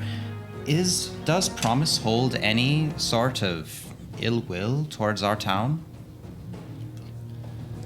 Heavens, no, not that I'm aware of. Admittedly, even as the head councilwoman, I'm not privy to all that goes on within the walls of Promise. It is quite the large city with a great number of moving parts, but I'm not aware of Well, this is a relief to any hear. sort of outreach or connections that we've had with Breach Hill directly. We have to. Well, allow me to This please way. be the first to apologize for whatever it is that has befallen your town. I truly am very sorry, and I know nothing of what may have happened. So, Kidnappings and sacrifice. do you know anything about what your... Hold a moment. What relation have you to This- Etrix Treagle? He's my brother. Do you know him? No. So you speak a great many alarming and confusing words here. First, you seem to allege that the City of Promise is somehow involved in some manner of kidnappings, and Oh, you've met my brother. Well, thankfully not officially, and perhaps there's. Well, how is he? First of all, I haven't heard from him in months. Well, he went from scourge of the entirety of Avestan to former villain. I'm afraid. Caused quite a bit of trouble. Yeah, your brother, or the organization that he was working for at any rate, kind of came into our town and tried to kill us. And kidnap citizens. Kidnapped a lot of citizens. They had a whole slavery ring going on, operating out of Katapesh. Oh, I heard that got canceled though. Oh, it got canceled Through a hard. great deal of effort. He also took Miravel. You met Miravel, my daughter. I did. Very smart girl. I I'm don't sorry. understand. This is really awkward. This is quite an accusation, your lovely. Of course. It's not an accusation, I assure you. I had no idea we'd be meeting a member of Treagle's family. I had no idea I'd be meeting any of you, or of any of this, or where to even begin. You understand? I can't simply take it at face value. A group of strangers arriving through an ancient gateway we've never managed to open, claiming that my brother, the leader of the Scarlet Triad, is involved in slavery. I'm afraid so. We have his own writings and evidence that we've brought with us. Menkare would never allow such a thing. Perhaps Menkare should review the evidence then. Also trying to recreate an orb of Dragonkind? That was the thing he was trying to do. Let's take a moment and realize that there's a lot of information being processed right here. And this agree. is not the original purpose of us being here. Well, indeed it is, actually. We have to establish good relations with these people and hopefully heal this terrible breach which has occurred between our Well, two then cities. This is not the approach to do it. Perhaps. I'm sorry. I don't believe I'm you. sorry. Introduced. I'm Valentina, and I am an outsider here in as much as I don't have the same history with your brother. Well, So you're all as a outsiders third here. uninvolved party, I can see that there's a lot of information that I would imagine is a lot to process all at once. So I think we all just need to take a breath and communicate properly. I think Miss Gosh. Valentina's words are wise. You look There's so much like him. clearly a conversation to be had here. And I think we could do it much more comfortably than standing in the midst of Menkare's bedchambers. Please. And she motions back towards the library that you would walk past as the nearest source of human-sized furniture. Sounds like permission there, bud. We could sit in his libraries, rest in his chairs, and have this conversation properly. So, this really is Menkare City. It's not just a myth. And she would start walking towards the library and just gently tap her bodyguard on the shoulder as she passes and motion over that way, and he would follow along behind her. Indeed, Menkare, ruler of promise, the father of ingenuity, and, well, the leader of our new era of enlightenment. Well, it's very nice to meet you, albeit under strange circumstances.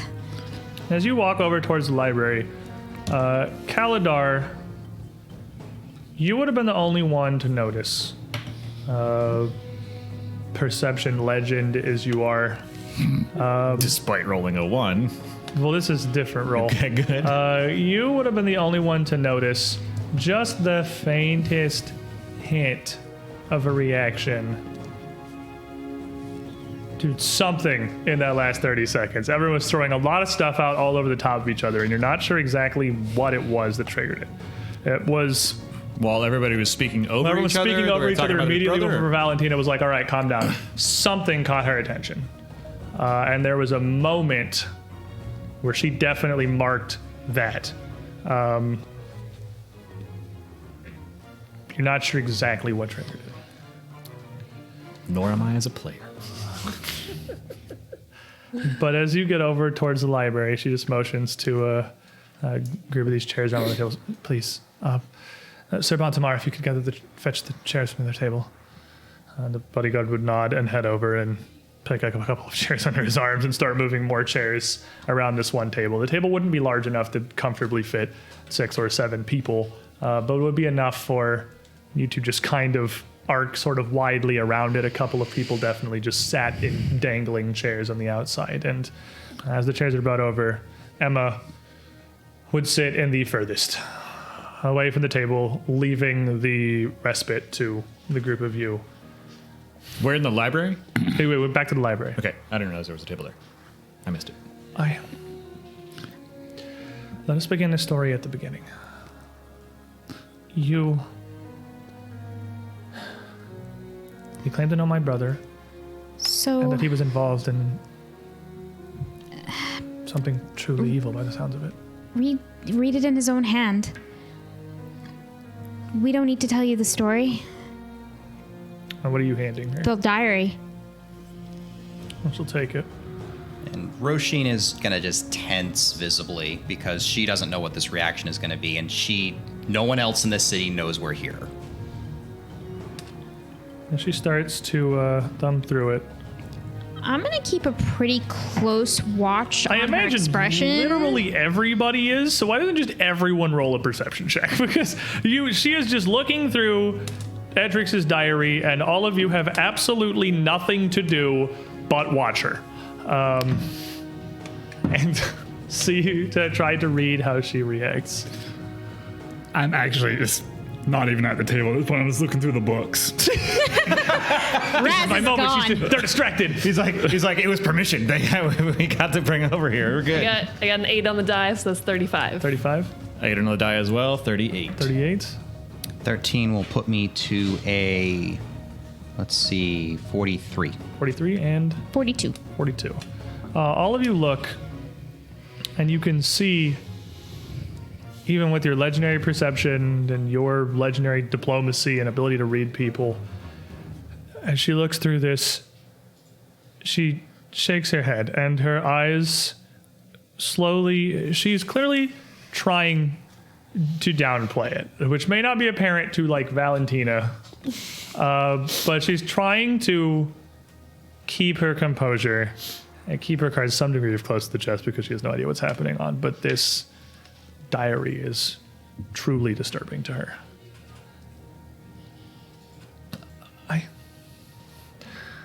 Is this some trick? Is this? It appears to be his hand, but that is far from impossible to forge. His calligraphy's never been the best. This is the illusion of some kind. I'm so sorry. It can't be. Trixie wouldn't. I don't believe you. I'm sorry. If it makes you feel any better, he thought he was doing the world a favor.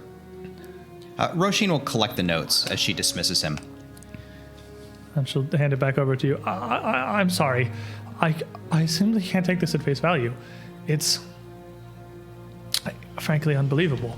Not only from my own personal viewpoint as his sister, but Menkare. Menkare would never allow this. As the leader of the Scarlet Triad, his actions reflect on all the promise. Would you be willing to take my hand?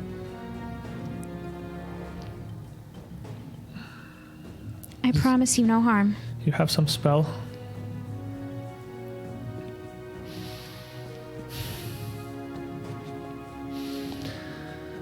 Very well.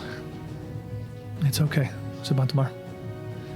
And she'll reach out and place both of her hands over yours and close her eyes. Show me. Show her the truth and cause her as little pain as possible. Show her whatever she needs to see that will convince her, but nothing more. She'll say this to herself in a language that she doesn't understand. And I'm going to cast Wish because she has absolutely no other way of doing this. And essentially, she wants to show her as little to hurt her as possible, but as much as she needs to see to convince her of the truth. So are you going for direct literal sharing? Like with a wish, you could absolutely like connect and you can show her through your eyes. Yep. All of my pain, all of my friends dying. What you saw, the slave pits, everything. And the quarry back in Ravenel, everything that happened in Katapesh. Yep. The demons in the basement and the gala that Etrix had thrown. You show her everything, and you show her his rant as you pushed him at his end and you broke into his chambers and you fought him. His assertions of what he was doing was for the greater good. It was worth the sacrifice, and it was worth every life and every ounce of suffering he caused. I open up to her completely, and I hide nothing from her. All right. And you all, no perception check needed, can visibly see Emma shaken by this. Her face falls, and as she's intaking this information, you can literally see tears welling up in her eyes. And she can't keep it back anymore. Resme cries with her.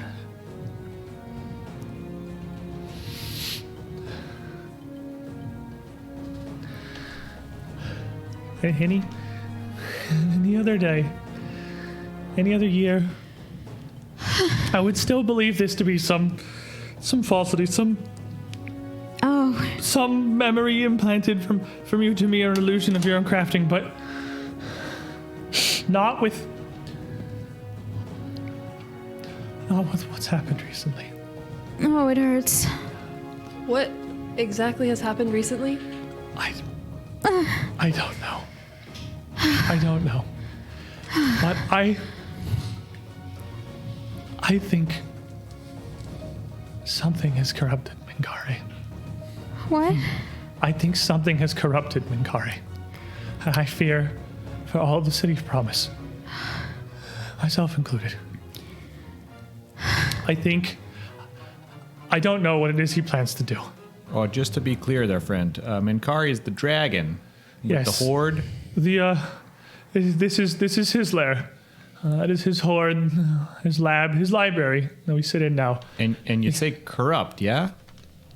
Because we got a thing. We had a dragon that was corrupted, yeah?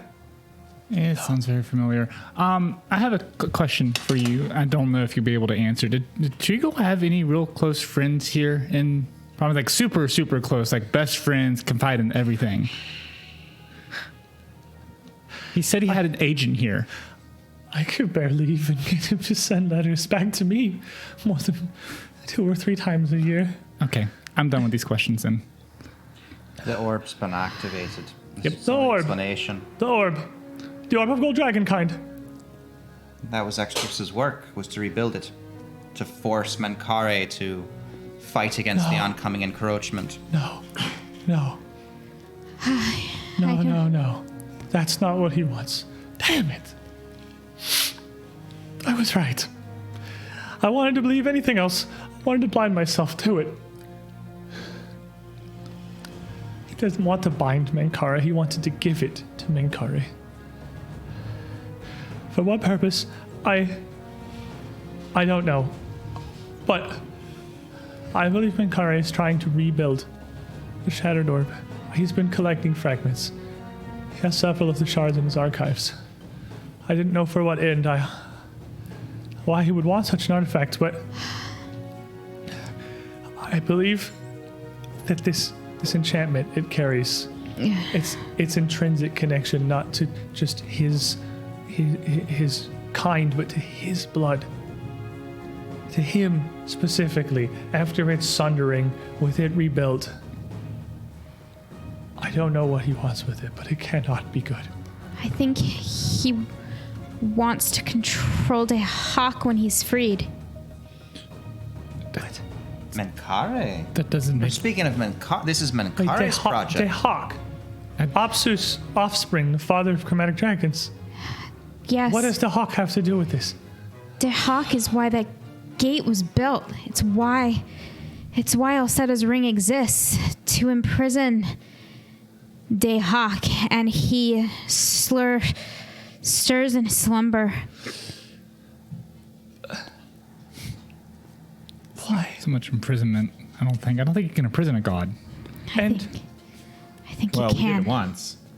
Sorta. By the scales. And he's laired here for centuries. I think Right so. outside his prison. No. Eliza, I think we have a lot to talk about.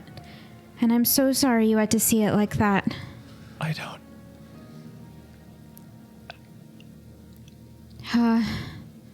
Then, please, I believe you. I believe you. I believe every word. But please, I don't know who you are or why you have come here. You see, you seek a bond between our cities. There is none that can be made while promises in this state, while Menkare seeks to lead it into whatever corruption, be it Dayhawk or something else that has taken hold of him. I don't know what he's after, but he has to be stopped. And I can't do it. Then we will help you. That sounds like a mission from God if I ever heard one. A mission against one, if anything. But if this is Dayhawk, if this is Dayhawk is a god. Dayhawk, he's a deity. He's Apsu's direct child. Apsu, father of all dragonkind, king of scale. If this is Dayhawk's influence, is this battle already lost before it begins? No. The Hawk cannot act freely. He's trapped and can only send shards of himself through, and at great expense of power. And though those shards are mighty indeed, they can be beaten. If it gives you any optimism, we have managed to take down one of those shards so far. Made an absolute mess of the town. Of Rachel. You may need sh- to evacuate Promise if we are going to be taking on another here in Promise. I can't risk alerting him. No. I don't know what he plans, but Menkare is powerful beyond what any of you could imagine. He is no simple dragon. He may be the closest thing to a living god that Galarian has. We need to keep the dragon storm where it is. And if this is the Hawk's influence, then none of us, the whole of City of Promise, can't bear the brunt of his wrath. Well, Menkare was, with all evidence, a good and just ruler for many centuries. Perhaps this corruption, as you put it, this more recent taint can be cleansed. We must investigate. if there's a way to do it, Did encounter a dragon with a shard embedded in his chest who had a corruption to him. Couldn't tell if it's the same thing, but we were able to cleanse that we were one. able to cleanse just a shard. It might take a lot more work to cleanse the whole orb, but this is wonderful news. Do you have the shard? no. It is still embedded in our dragon friend. If we pulled it out, he would die. Damn. But I've laid hands on it. I may be able to track it to its other component pieces. Okay. Well, I fear no tracking will be necessary. I know where the shards are kept. They're in the Citadel archives, but let me explain further. There is this cave. This cave is on the Isle of Hermea, and a steaming sea, and about maybe 2 miles northwest of the Golden City of Promise. At the center of that city, there is the Golden Citadel, the Capitol building. Deep beneath that, there is Menkare's personal vault within the archives.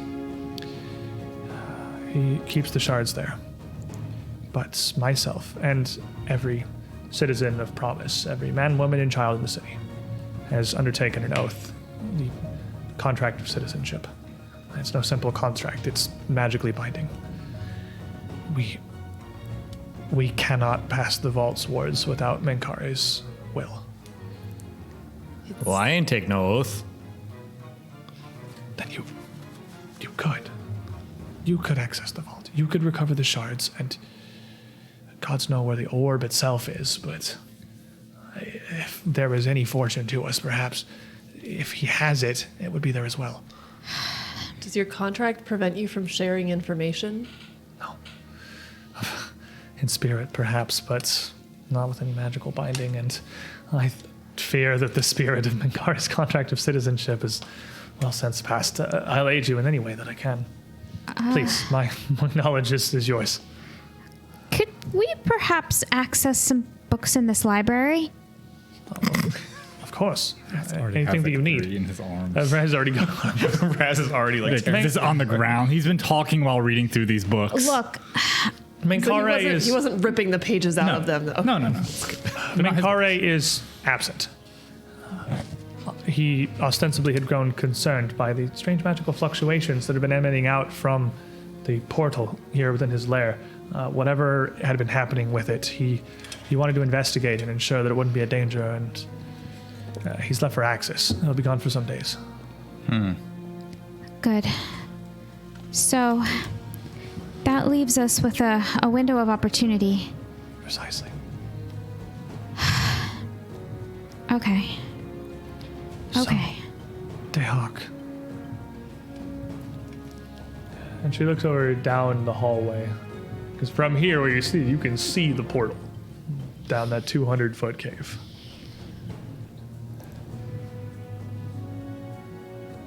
Sealed within that stone. God? Do you know a lot about Alcetta's ring? Not much. Not much, no. Rather than let you know what I do know, perhaps it'd be more prudent for you to simply tell me what's valuable. So, to say that Alcetta's ring was the original portal is understating it almost. Candelarin, it was the prototype of portals, and it's special, it's unique. And the reason for its uniqueness is based around its original purpose, which was not to transport, but to trap. What if I'm just spitballing an idea. What if he was using, like, somehow managed to siphon energy off the hawk to use it to power the portals? It's an interesting theory. I'm sure if anybody would have been able to figure out how to do it, it would have been him. So these magical fluctuations, this energy that Menkare has been detecting from the portal, this is Dayhawk's doing. He's growing stronger. The portal's weakening. It was never meant as something permanent. It was a stopgap. He's escaping Yes. here, on the material plane, on Galarian of all places. Breach Hill will be the epicenter, but if he gets out, nowhere on the planet will be If safe. he gets out, the world will be the epicenter of his wrath. He is the aspect of destruction and chaos. I fear he will leave none alive. He cares not even for worshippers or devotion. Speaking of which, all right. These books go back a really long way. How far? How far? About as far as the Eternal Tapestry, before the sealing of Rovagug, I imagine. I haven't spent much time here either, but Menkare has always had a great interest in history, and he's had, well, a large chunk of it to spend studying. Lady Counselor, I'm Please, certainly Emma. very... Of course, Emma. I think we're long past titles and formality here. Fair enough, we're conspirators now. Emma, we are certainly grateful that you are here, and that, well, at least we actually have some good working from our initial meeting. But how does it come that you are here by yourself in the heart of Menkare's sanctum, alone? Well, You not and the council? alone. And she nods to Sir Bontamar's name I didn't forget. Sir Bontamar. First, not alone. And second, with Menkare absent, it's fallen to me to ward for his lair. Truth be told, I have little in the way of public-facing duties that need done today. It's graduation day. The city's abuzz with celebration, and I've much preferred the company of books and stone to parties and revelry, really. Ill-befitting the head of the Council of Enlightenment, I know, but... Well, do you and the other counselors, are they going to take shifts here while he's out at Axis, or were you supposed to stay here the entire time until he gets back? I'm not staying here, actually. I suppose taken shelter here for the day, but I need not check in any more than I feel necessary. Are there any others that you know of in the city who feel the same way that you do, who are concerned with Menkare's state of mind and would perhaps aid us? The Council of Enlightenment is 11 seats, one for each of Erodin's guises, but I haven't taken this news to anyone. It seems as though the smaller the group is planning this, the safer we are at keeping everything under wraps, because the more minds involved, the more likely it is someone will slip or straight up just announce our arrival. Well, it's important to gauge the state of disquiet with the current ruler before going and starting a shadow war, I found. I worry that as the one closest to him, it may very well be possible I'm the only one with any suspicions. I and Sir Bontamar here are the only ones that frequent his lair without his direct invitation. Even the rest of the Council of Enlightenment rarely has cause to visit. They're, well, strange as it may seem, those below me have much busier lives and much more duty than I do. Yes, truth be told, very little that needs overseeing in Promise. The sign of a good leader. The city is at its heart very functional. Menkare has built it well, and I won't see it ruined to a god or anything else. Which brings me to a concern. I fear that my concerns pale in comparison to the actual threat here. This corruption that's influencing Menkare, this is a symptom. Our problem is not the Dragon of Promise. Our promise is the Dragon of Destruction. We did have assistance the last time we had to face Dahak from a dragon. I think that something that might be addressed here is if we can uncorrupt Menkare. You faced Dahak. We faced a shard of Dahak, yes. And we kicked its ass. I mean, I wasn't there, but these guys, they kind of wrecked him. It was quite a struggle, and the town looks quite the worse for wear, but we managed to put it down. But you fought it off. We absolutely need the help of an uncorrupt dragon to face him again. All right. Certainly be preferable.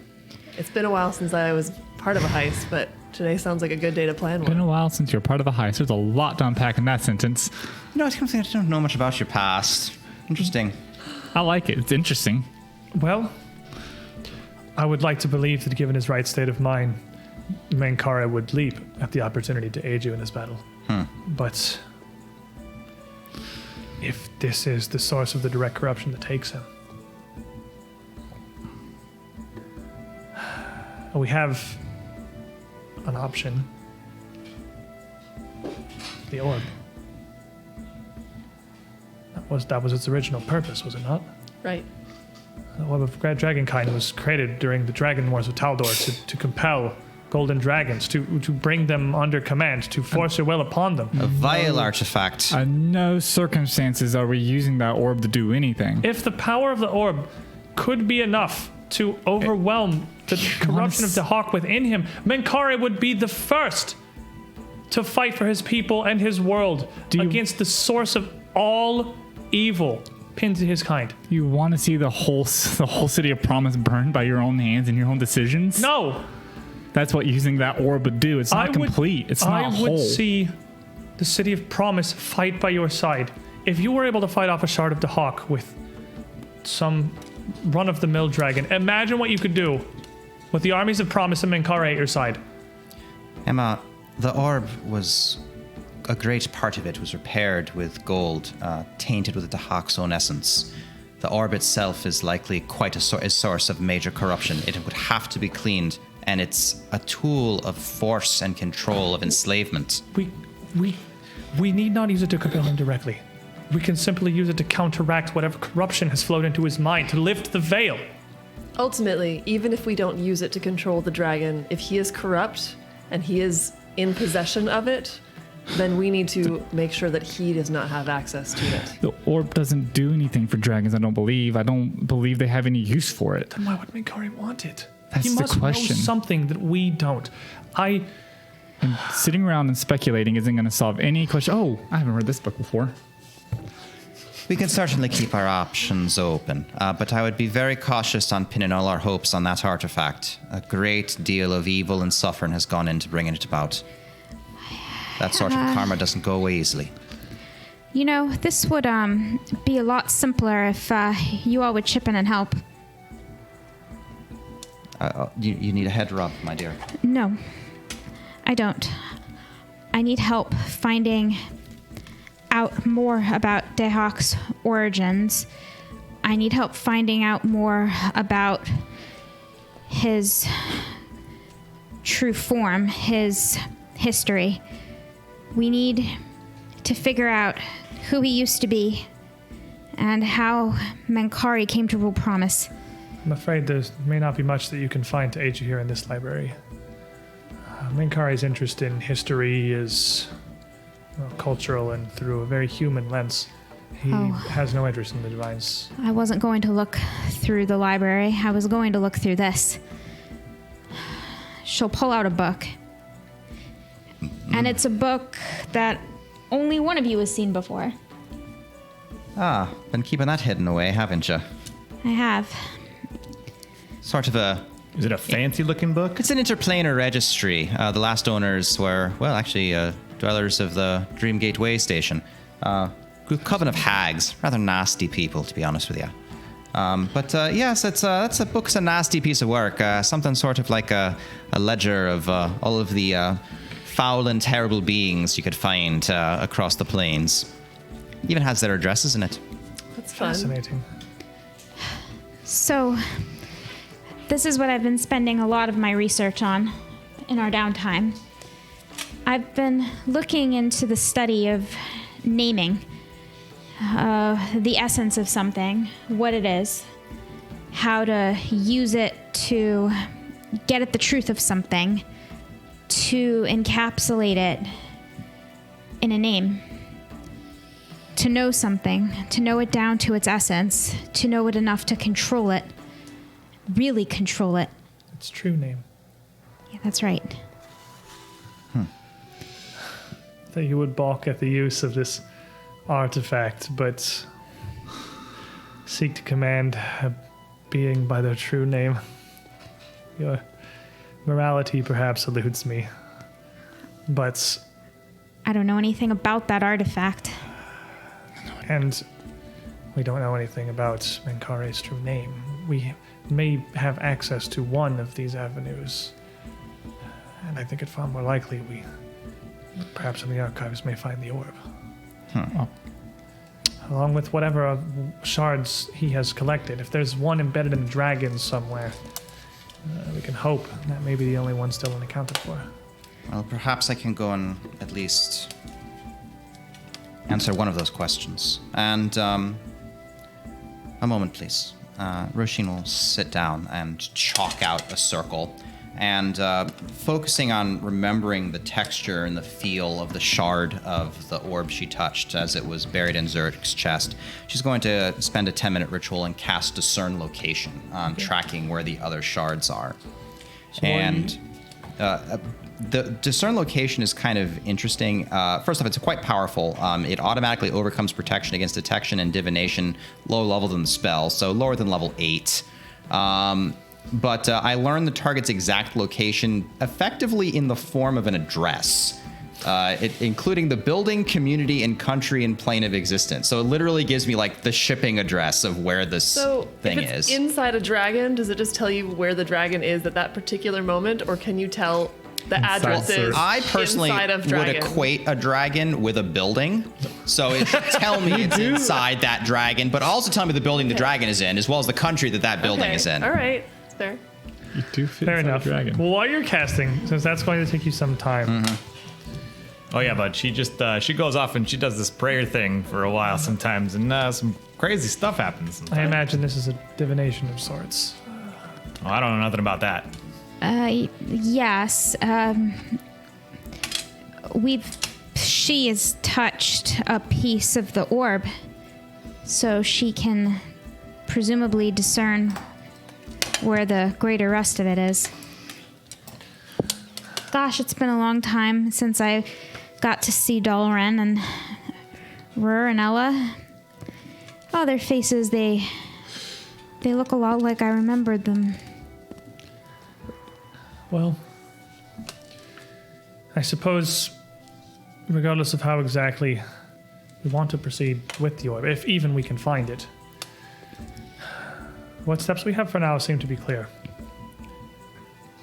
If the group of you can get into the Citadel archives, which will be no mean feat, I assure you, even with my aid, there's precious little I can do to let you through. We can find the shards that Menkare has collected. If we're lucky, we can find the orb. Even if we don't mean to use it, we should still keep it close as an option. And we should certainly ensure that it's beyond Menkare's grasp. Where's Treagle's notes? They're right here. While Roshin is doing her ritual, Raz just, since he's read through the notebook, he's memorized the notebook, but having actual physical notes in front of you helps you think a lot more.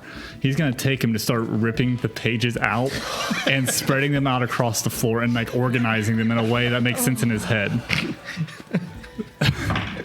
And as he's doing that, I don't know what you expected when you handed the book to the rat. I don't know what you thought was going to while happen. you're busy doing a ritual and she can't stop me. It's okay. I know where they went. Yeah, and I know the order of them too. I'm not like I'm going to separate them.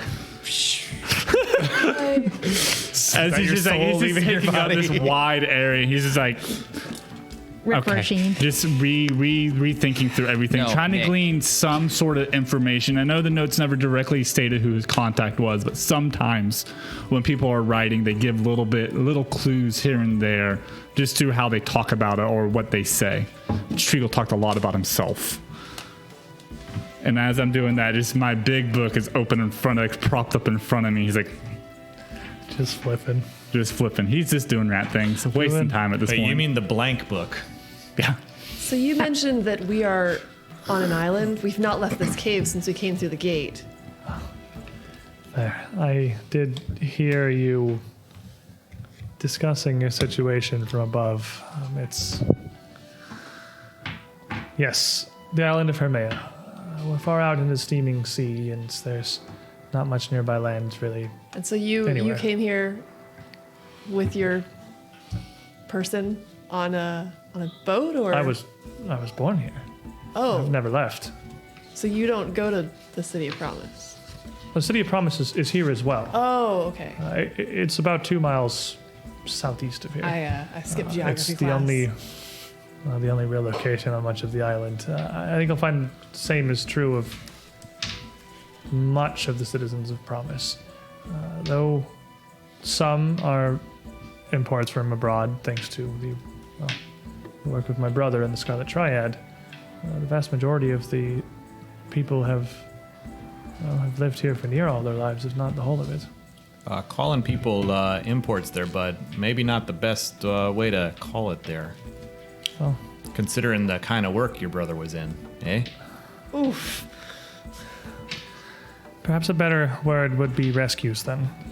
People protected from the chaos and death and the just nature of the world outside this island. If half of what I hear of the outside world is true, it sounds like a hell unto itself. Well, there ain't no escaping death. It's not Oh. chaotic to die. No, certainly not, but there are a great number of ways in which one can die in chaos. You're not wrong. I met lots of people like that.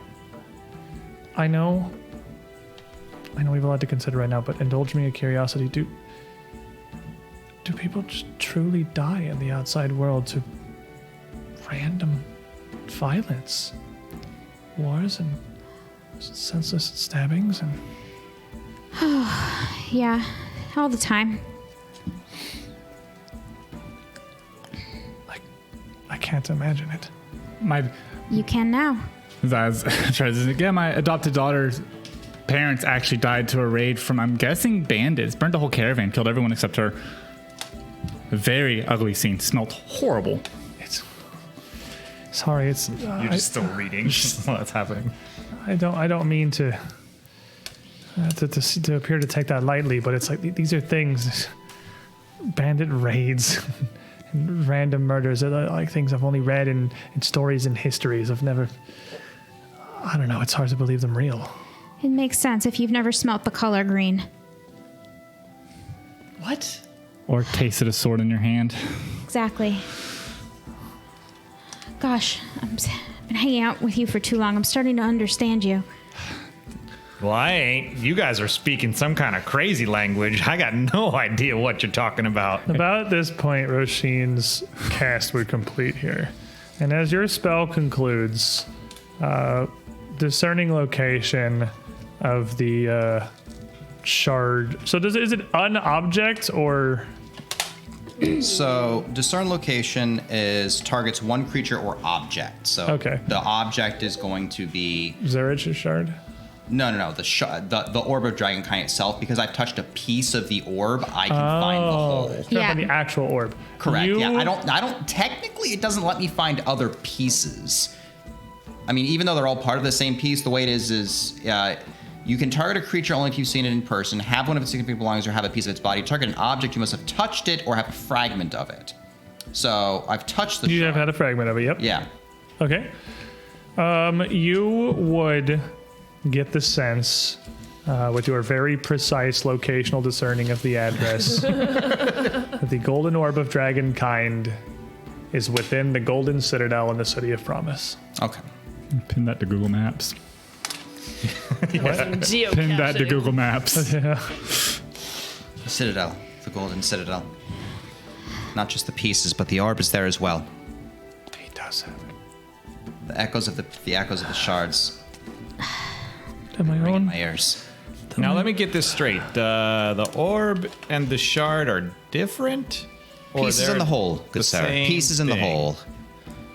Oh, there's a history there. Do you really want to go into it? Oh, he No, will. please don't. He will. Oh, it's basically the golden dragon, the orbital dragon time was given as a gift and then shattered as a peace treaty. That's it. That's the whole history. Why didn't...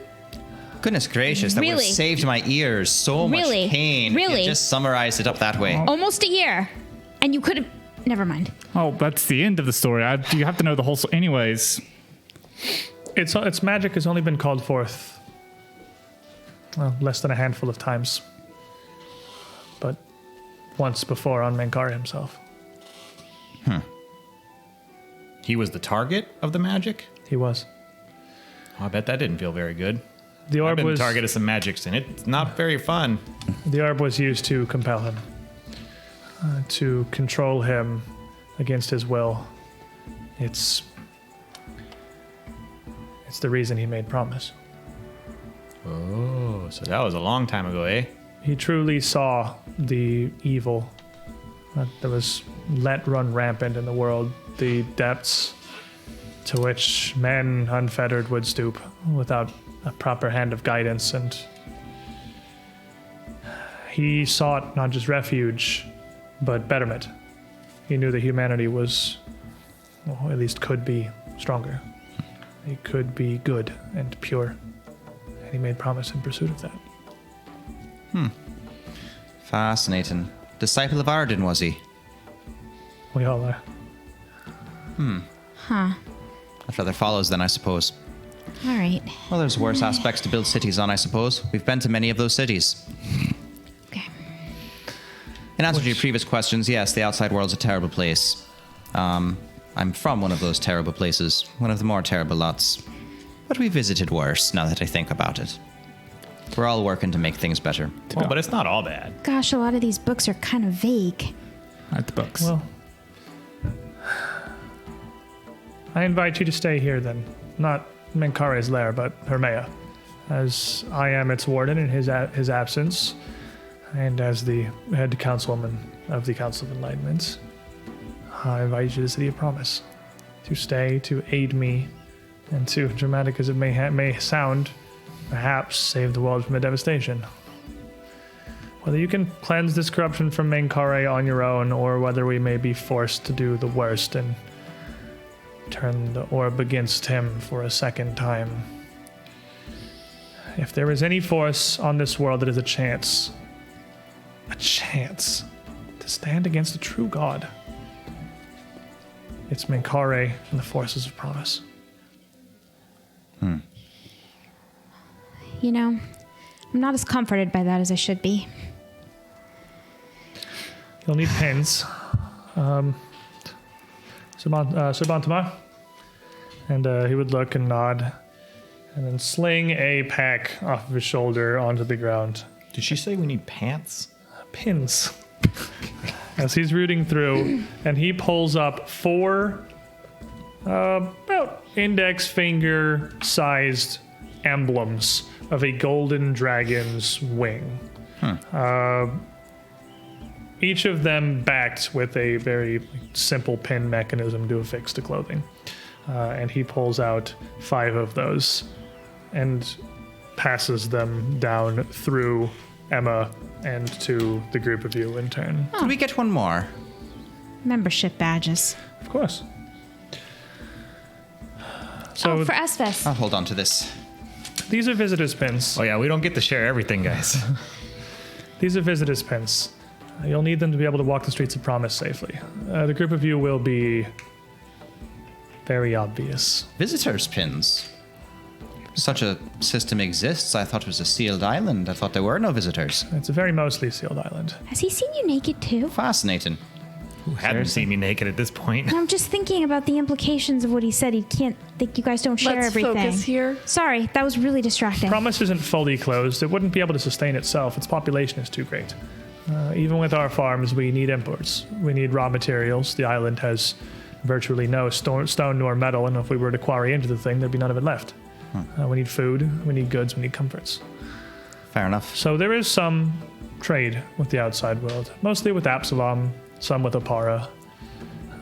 But we do have some visitors. Renowned entertainers have been welcomed. Sometimes particular prospects of Menkare personally have been invited to tour the city before being invited to join it permanently if they so wished, as a sign of good faith, I suppose. But there are few. You are few and far between.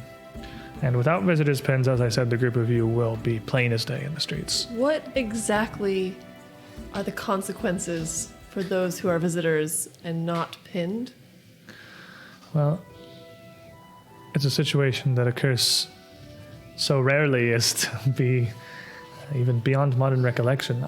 That would be, I suppose, not even a question for me, really. That'd be more a question for Councilwoman Arimalo, the head of the guard, but... Something tells me they'd simply stop you and ask you where your pin is.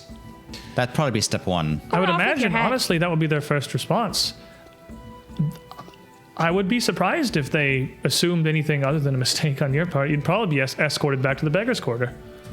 There's a beggar's quarter? Yes, the Beggar's Quarter is where you'll be lodging. You'll need to head there. It's not as it sounds. Well, it sounds pretty bad there, buds. Always a beggar's I think quarter. you'll find much the opposite of what you would expect when you arrive. The city of promise has got beggars. Each of the districts of promise is named for one of Odin's 11 guises. There's the farmer's quarter, the hunter, the artisans and the crafters, the soldier, beggar and thief among them, and not forgotten. It. But the beggar's quarter is the domiciles for visitors, for those out of the city. Because they can't be choosers. Well, I suppose you could see it that way, yes. Can That's somebody bane her? more as... I cast Nightmare on Rosemary. What? I cast Nightmare on Rosemary. Get that later. She, Ha! I'm immune. Dreamstone. Is that make you immune or is it a Yep, counteract? nope. actually immune to nightmare. Actually immune. That's hilarious. But Fine, it's Georgia Doomer. the Beggar's Quarter has been so named by Menkare as he too was searching for a use for a rodent's less acceptable and less noble guises. But that of the beggar he thought was fitting for visitors, those who certainly, after their time in promise, would wish to stay, would beg even, to dream to be allowed to remain here instead of returning to their torrid world. Is this thieves' quarter where all the like all the politicians live? Craftsmen, fine work, jewelry, clockworks, the like. Things that require an incredible dexterity. The machine labs there are amazing. And I'm sure a great many of the artisans that work within it take such pride in your work they'd be glad to show you. Wow. I But- wish Trishik was here. We do have important business. Menkare's not scheduled to return for 3 days, so we have some time, and I will spend much of that speaking with the other counselors. Let me attend to the politics and to the high ranks to see if I can find any, well, kind hearts or friendly ears, anyone who may well also have seen fault in whatever it is Menkare has turned to. Perhaps you should take the notes with you then. It's only incriminating for us, and it may be useful to you to sway an ear or two. It'll be a fair bit more difficult for me to sort through now. Oh, I know the order. Oh, good goodness sake, Raz, you couldn't hold yourself back for 5 minutes. I've held myself back for 6 months. That's a fair Repair point. him. Mending.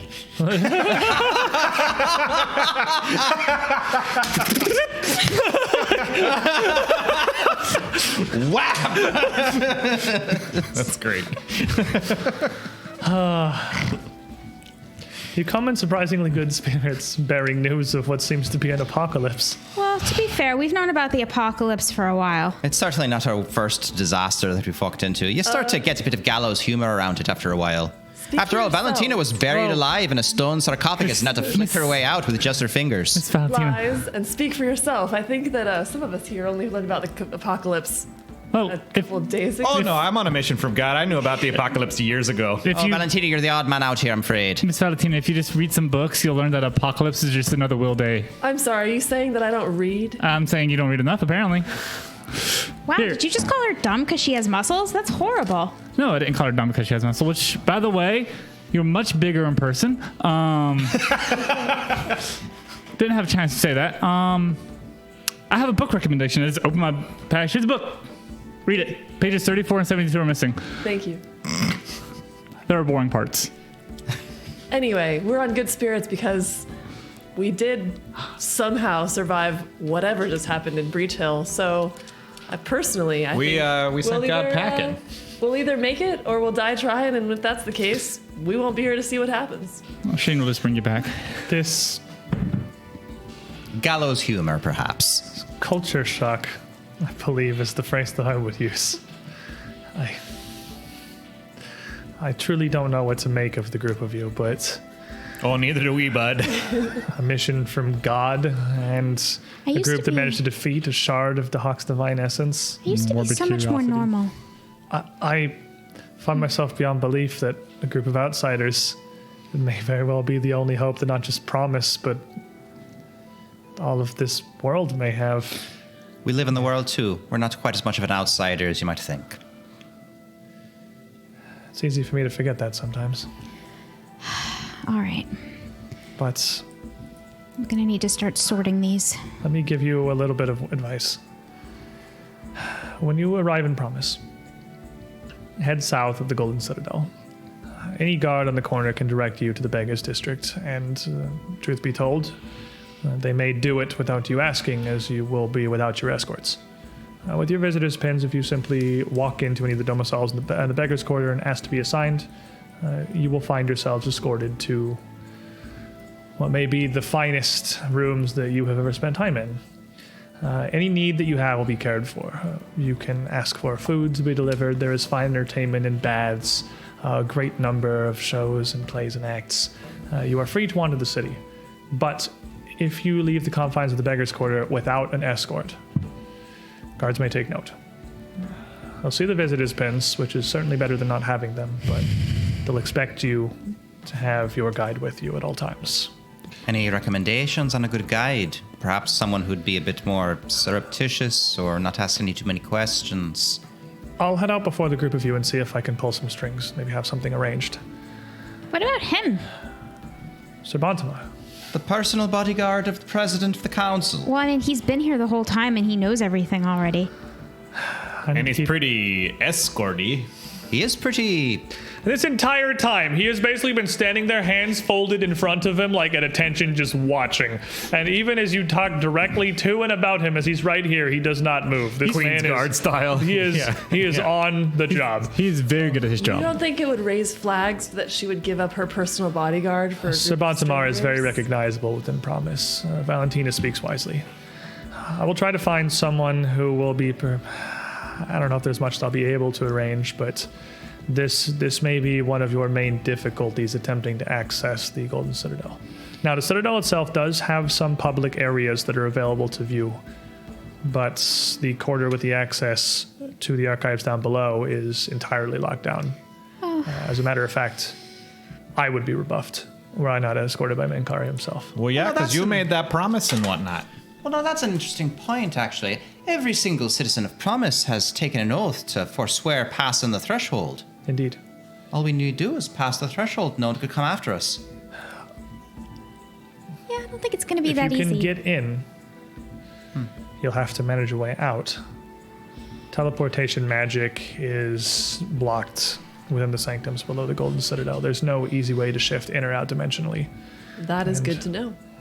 And there's only one stairwell with means of access. I've been down to the archives myself a few times before on Menkare's behest, but I believe they're fully closed in his absence. If you can get there, there should be no one to stand against you, and no one that can follow you in without him there to give them permission. This isn't exactly an eventuality that Menkare had planned for. He would certainly never have expected his Citadel guard to need to chase someone down into his personal archives. Something we can take advantage of for the next 3 days at least. Wouldn't work while he was here. It would only work as long as it took him to get word and grant permission. I would perhaps tread lightly for a moment. It's fair early in the afternoon, but it's perhaps wise to spend the rest of this eve acquainting yourself with the city, ingratiating yourself with your guide and your escort, and preparing perhaps for a tour of the Citadel on the morrow. I wouldn't want to raise any suspicions by trying to rush anywhere quickly. We're and not going anywhere quick. getting any questions. Didn't you say that there was a big party there, bud? Indeed. It's graduation day. It's one of the greatest events in the City of Promise. The new class of citizens, the youths having passed their final exams and all of their tests, those who are ready to agree themselves to the contract of citizenship full and proper and become fully fledged members of Promise of their own rights. Wait, children haven't taken the oath yet. That is correct. I fail to see how this could be of aid, but anyone under age of adulthood would not be bound by the same contract. But they would know their way around. Not down to the archives, no. And precious little within even the Golden Citadel, I imagine. They're But- very busy with their studies. They could be escorts. What's the age of majority in Promise? 16. All right. Do you know Something to keep any in mind. recent graduates who might be willing to be escorts but maybe have not taken their oath yet, who you could order around because you know you're... The escorts are specifically assigned, I'm afraid. It's a career as much as any other within Promise. It's What a not weird simply you need a career. member of the city with you, or I could easily have that arranged.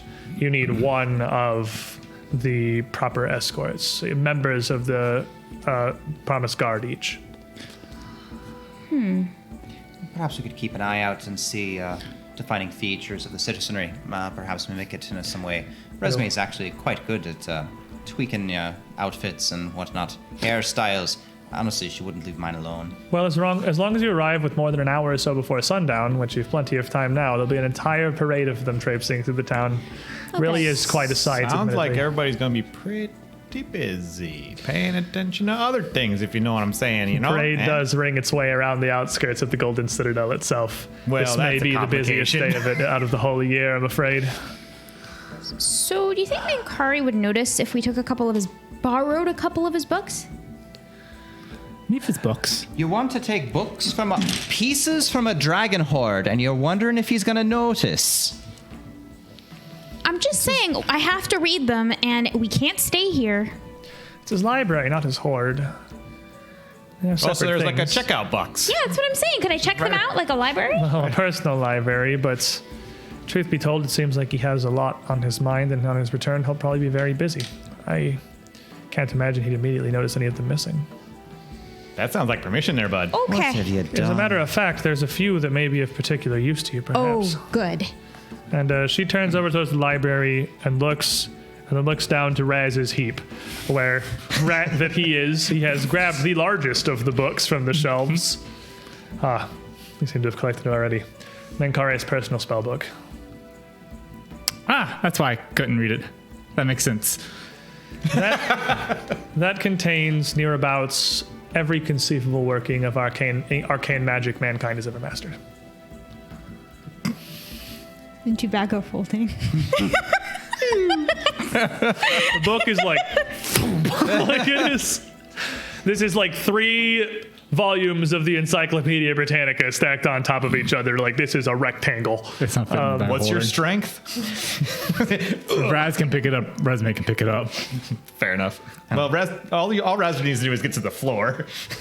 Hockety pockety walkety walk. He also has a quick reference that he uses for his forays throughout the plains. She reaches over and pulls a book off of the shelves and opens it to blank pages. It has to be attuned, but once activated, it can access near the entire repository of mankind's historical writings. You touch those pages, I will literally skewer you. I only take the pages that are interesting. This is a blank book. Wait, you said you said that you tore some pages out of her book because they were boring. Well, the whole rest of that book is interesting. Those pages were boring. Those pages don't need to be there. I do somewhat fear handing you books from his personal library, given your I have full. attire. Just dump out some books. Like these books are full. Haven't touched them. Haven't read them really. But I think I need to hold on to that. nope.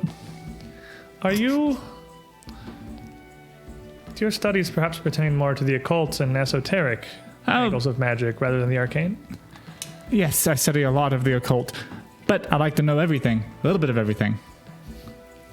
A lot of bit of everything, and a lot of bit of things that are made up in my mind. The trick is figuring out which is which, I've noticed. You look a lot like the Blazing Sands. Varisian troupe of halfling performers that had come in a few months past. You remind me of them, just your garb. Are you a bard by trade, a performer? Yes. Well, a teacher, but I can perform. I know songs, I know limericks, I know stories. Lots of stories. Some of them could channel what seemed to be strange magics through performance, through instruments. Oh, well, They left something with Menkare that he kept as a amusing curiosity more than anything else, but it may actually be of some value to you. It just reaches down to like the last book on the bottom of the middle shelf and pulls it out. And you can see the title, Performance Through the Ages, across the front of this. This is more than simple history of performance and music since, well, near enough the empire of the Aslanti people. This book is an interesting power. And she closes her eyes and focuses for a moment and moves her hands up, and you see the book literally transform into like a fairly modern trumpet in her hands. And then she pulls it back out again as it extends into an elaborate flat-faced lute. And then compresses down to a flute of blue and silver. And then back into the book, Performances Through the Ages. just holding my horn, my beat up horn that's been through a lot of fights and blocked a lot of blades. Doot doot.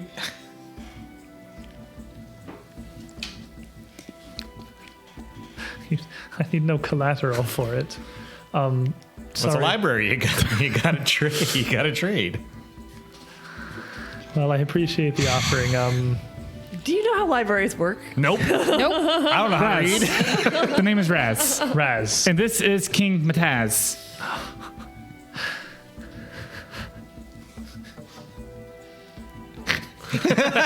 Yes, we broke him. Bring it to him. Oh. Raz, why'd you make her cry? I have that effect on people It's sometimes. not you. It's all catching up to me, I suppose. Oh, here, why don't you sit down? The reality of all of this. Oh, you poor thing. No. If you hadn't arrived, I would have been all but blindsided. If Hawk had returned with Menkare as little more than his pawn, and there would have been nothing I could do. Well, at least And even not even to speak of my brother. I'm still very sorry for it. No, I understand if everything he was involved in You're is such true. a stranger to suffer in here. It must sting you terribly. I feel as if I don't even know how to process this. This is It's always helped me in disaster and tragedy. Just one foot in front of the other, eyes forward. Your goal first. Mourn when you have the time. you just live with this pain. This just happens. It scars up. It never goes away, but it gets better. You get a little insane after a while, to tell you the truth. and the fact I think her family is involved in that as well, and family hurts no matter what they did. You take their side. I know. Tell me You love about them. it. We do. I've never known anyone to just die. Oh, sweet girl, I'm so sorry. I This is promise. I'm going to take a moment to sing a song. It's old and dated. The language is kind of more flowery than modern, common Talden. A song about grief and loss and bright horizons. And it's just a simple little tells more like not so much a song as a poem, kind of sing-songy. Raz doesn't really sing that much, but one that most of y'all probably have never really heard before. It's very old, and some of the words don't even make sense in modern Talden. But the effect to her, at the very least, gets through. It's just a low-level soothe. Is the best way to put that through. It doesn't ease the pain of a broken heart or a torn, scarred heart, but keep in mind that tomorrow rises. Tomorrow's going to be there no matter what. That's what I tell myself anyways. I don't know how everyone else does it. Oh, you learn how to mix up people's senses. That helps a lot. Cast Synesthesia on him. Cast what? Synesthesia. Synesthesia. They will save. Make me a will save. Go ahead and just make me a will save. Please. Oh, I think you're I'm about just to taste casting green. spells. I think I'm about to taste green. About to taste green. Maybe not actually. That's a 46. Taste green. Regular Right. success. It only lasts a few seconds, but all your senses switch. Yeah. Oh, it tastes green. I get it there, bud. That's a good one. The only one who hasn't got it is Miss Valentina. Rasheen's gone through it, and Miss Resume's gone through it. Have I gone through I it? take a You've gone step through back away from you. I'm like not sure what just happened there. You're amazingly skilled at your craft for a non-human. Wow. I never would have imagined it possible. You know, I'm going to be honest, I'm a little offended by that, but that's okay. I'm assured that there's not a lot of Yosoki around. No, I've certainly never met one of your kind. I mean no offense. It's just But if you see another one, don't make a big deal of the fact that they're Yosoki. We hear it everywhere. In fact, I've been called a lycanthrope once and then chased out of the village. you're not. I think it's just because you kept ripping pages out of their books. No, they thought I was a were-rat. Who was ripping pages out of their books? What's a were-rat? She stands up from her chair. I should head back. I should head back and try to prepare things as well as I can for the group of you. Walk through the breeze will help me clear my mind, perhaps by the time I arrive. Wait a moment before you follow. Perhaps give it an hour. You'll have plenty of time left in the day. One Head thing. to the beggar's quarter, pick any domicile, find an escort, and if you want to see what Promise has to offer, I recommend you have them take you to the parade. It's impossible to miss. What promises? Got it. We weren't sure of the state of the gate when we came through it, and so I'm dressed for war. I would hope it might cause a bit of an issue, I imagine. Oh, that's... No. Oh, this is... I didn't consider this. Your necklace, your... Oh, several of... I don't... Oh, is the armor a problem, bud? The Oh, armor's don't fine, worry about that. But worship is banned within Promise's walls. You can't openly display any holy symbols or any icons of devotion. Oh, is that a fact now? Don't worry. We'll take care of this. Before we're about to leave, I'll make sure that we look good and normal. Oh, as normal as could be. Menkare believes that a life in pursuit of the ideals of a god is a life unlived, and that it stifles human possibility. Milani is no stranger to being banned from governments. And I can't say I've heard the name much, but I'll take your word for it. It doesn't surprise me, and perhaps your life is better for not having needed her. Were not for my recent research on this strange ring and its very name, I wouldn't be able to recognize an Alsetan holy symbol either. And truth be told, some of you may be wearing several, and I wouldn't know them. I'm wearing none. But It's because you ate them. would hide Oh, those. these are my symbols there, bud. Hide those and don't undertake any public acts of worship and devotion. No one will hold it against you for worships in private that you do when you're domiciled in the beggar's quarter, but keep it out of the public eye. Got it. Don't pray. Noted. No one's having riots. I believe in you. Not just because I have no choice, it seems, but if you truly did slay a shard of Dahak, if you were able to fight off even the merest fragment of divinity, there's something special about you. Get into the archives, find the shards. If you can find the orb, all the better, and buy a Rodin. If we have to use it, don't hesitate. It's for the greater good. Don't like that phrase. Emma, your brother did love you. He had a peculiar way of showing it, but I don't doubt that for an instant. Hold that close. Good luck, everyone. Shibantamar. And she would take her leave of the library.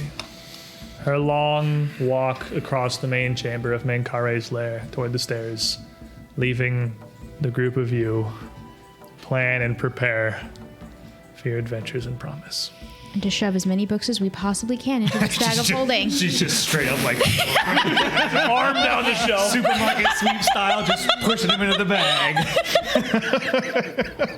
That's going to be it for today's episode of the Age of Ashes. I like how that went. That was I don't like you saying things like that. I thought there was like a 30% chance she said, "Hi, I'm Eliza Treagle," and you'd be like, hi, I'm rolling initiative. You think so little of us. I kind of. Cooler heads can sometimes I prevail. said 30. The problem's been taken care of. So And really, then- it was a coin toss amongst the 3 people who I actually. figured there was 3 odds, 3 options, and I thought they were all some degree of equally likely. One is, no matter what happens with our perception checks, I don't believe you. You're evil. Shut up. 2 is stabby. And 3 is the road we walk down, which is literally listening to her at all. which I think, from my perspective, is definitely the way more interesting one because, we get to have Role play? we get to learn a lot of things. Yeah. And we get to finish the chapter, I think. As Well, you written, can certainly perhaps. finish the chapter with any of them. This, like I said, this is very open-ended. I think this is one of the least railsy, adventure path modules or volumes that Paizo's ever put out. This fully and completely accounts for any 3 of those, and more. You could jump her and stab her until she is dead right now, and the book is like, yeah, I understand. The advantage of the last book is you don't have to account for all the trails. That's true. right. We don't have the butterfly effect Yeah. rippling through 15 more levels of we content. are at the butterfly effect. Yeah. we have We're at the arrived. point of We're at the end causality. of We're the that now. hurricane at the end of the street. So it sounds like They threw the cute girl at us. I mean, they knew what they were about. I appreciate that her art is not Etrix Treagle's Yeah, art. no, that's what I where mean. he's like, Fighter. I am the boss fight. No, and Yeah. he's like that She's like- angry face. She is She a nice looks lady. sweet. Like she looks reasonable. She doesn't. We did just meet a nice lady in a tub, though, so... Yeah. She and what was her art? Well, that's what Yeah, Etrix look at said. this. We Look have at the with difference. a token left over. That's what Etrix. They even have the little same eyebrow arch. I want you to know that. They do look Yeah. remarkably similar. No, they look That like token brother is and super blown sister. up, but the way we have his raw art. We don't have in Out of this one. but- curiosity, what was the voice that you used for that For character? Etrix? Do you remember? I'd have to remember. That was like Yeah. a year ago at this point. I'm just seeing if I would your have to voice matches remember. up with the voice that I'm thinking when I see that picture. I think it was relatively plain. I think he spoke quite Okay. bluntly, but well composed. He was educated after all, but he was mostly business. By the time that you met him, he had a task to accomplish, and he was generally quite forward about doing it. And his face was punchable. I mean, it's pretty. I can he see looks like that. he- It was yeah. pretty punchable. If you saw the art, like his full body artwork, he just looked like a no, level dude. fighter. Yeah, like it's He so just bad. looked like a fighter. The full body And then you made the artwork. mistake of missing him with an attack. And oh boy. He was not Next, in you fact a start catching fighter. hands. Next week, we're heading to the City of Promise. Yeah. We're going to go Promise? to Menkare's Bastion. Bane on all of you. Me Bane and on her all both of you. made My the whole exact thing. same joke. None of Menkare's that. Bastion on the Isle of Hermea to see a very, very different culture in Galarian. Where people live their full natural Where lives. people don't die in the street. Where people don't have to worry about bandits. It is going to be a very interesting place, and I am excited to start exploring it. Thank you, everyone, for being here. Before we go, there's going to be a couple of shows before we come back next Friday. Tuesday, this time for sure, Not Dead Yet is coming back. That got kicked back a couple of weeks because our jam with the Fro, Lugo, ended up on an extended business trip that was not really accounted for, and it's kind of hard to sit in the chair and run the game from, another state. He was kidnapped. We managed to ransom him back. We ran a He was heist. We got him kidnapped by back. capitalism. But that's not an Kidnapped by But capitalism. we did get him back. So Tuesday evening, same time slot, 7 to 10 p.m. We are going to have the next episode of Not Dead Yet. We're going to be getting that show back underway. And before even that, this Sunday afternoon, we're piloting a brand new show. It's not D&D, it's not Pathfinder. It's called Success on a 10, and the rules are as simple as the name. It is going to be a tabletop-based improv shenanigan extravaganza where we have virtually no plans, and any plans that the GM does have are not going to survive more than 10 seconds of contact with the players. If you want to see a very, very different take on tabletop and an absolute fiesta that you can interact with and help sculpt much more directly, you can give buffs and penalties to us here, but you could drive a little bit at success on a 10. Check that out Sunday afternoon. Good night, everybody. I'm going to leave you with the trailer for that new show. Enjoy your weekends. Quick, let's leave before Link can give you another villain point.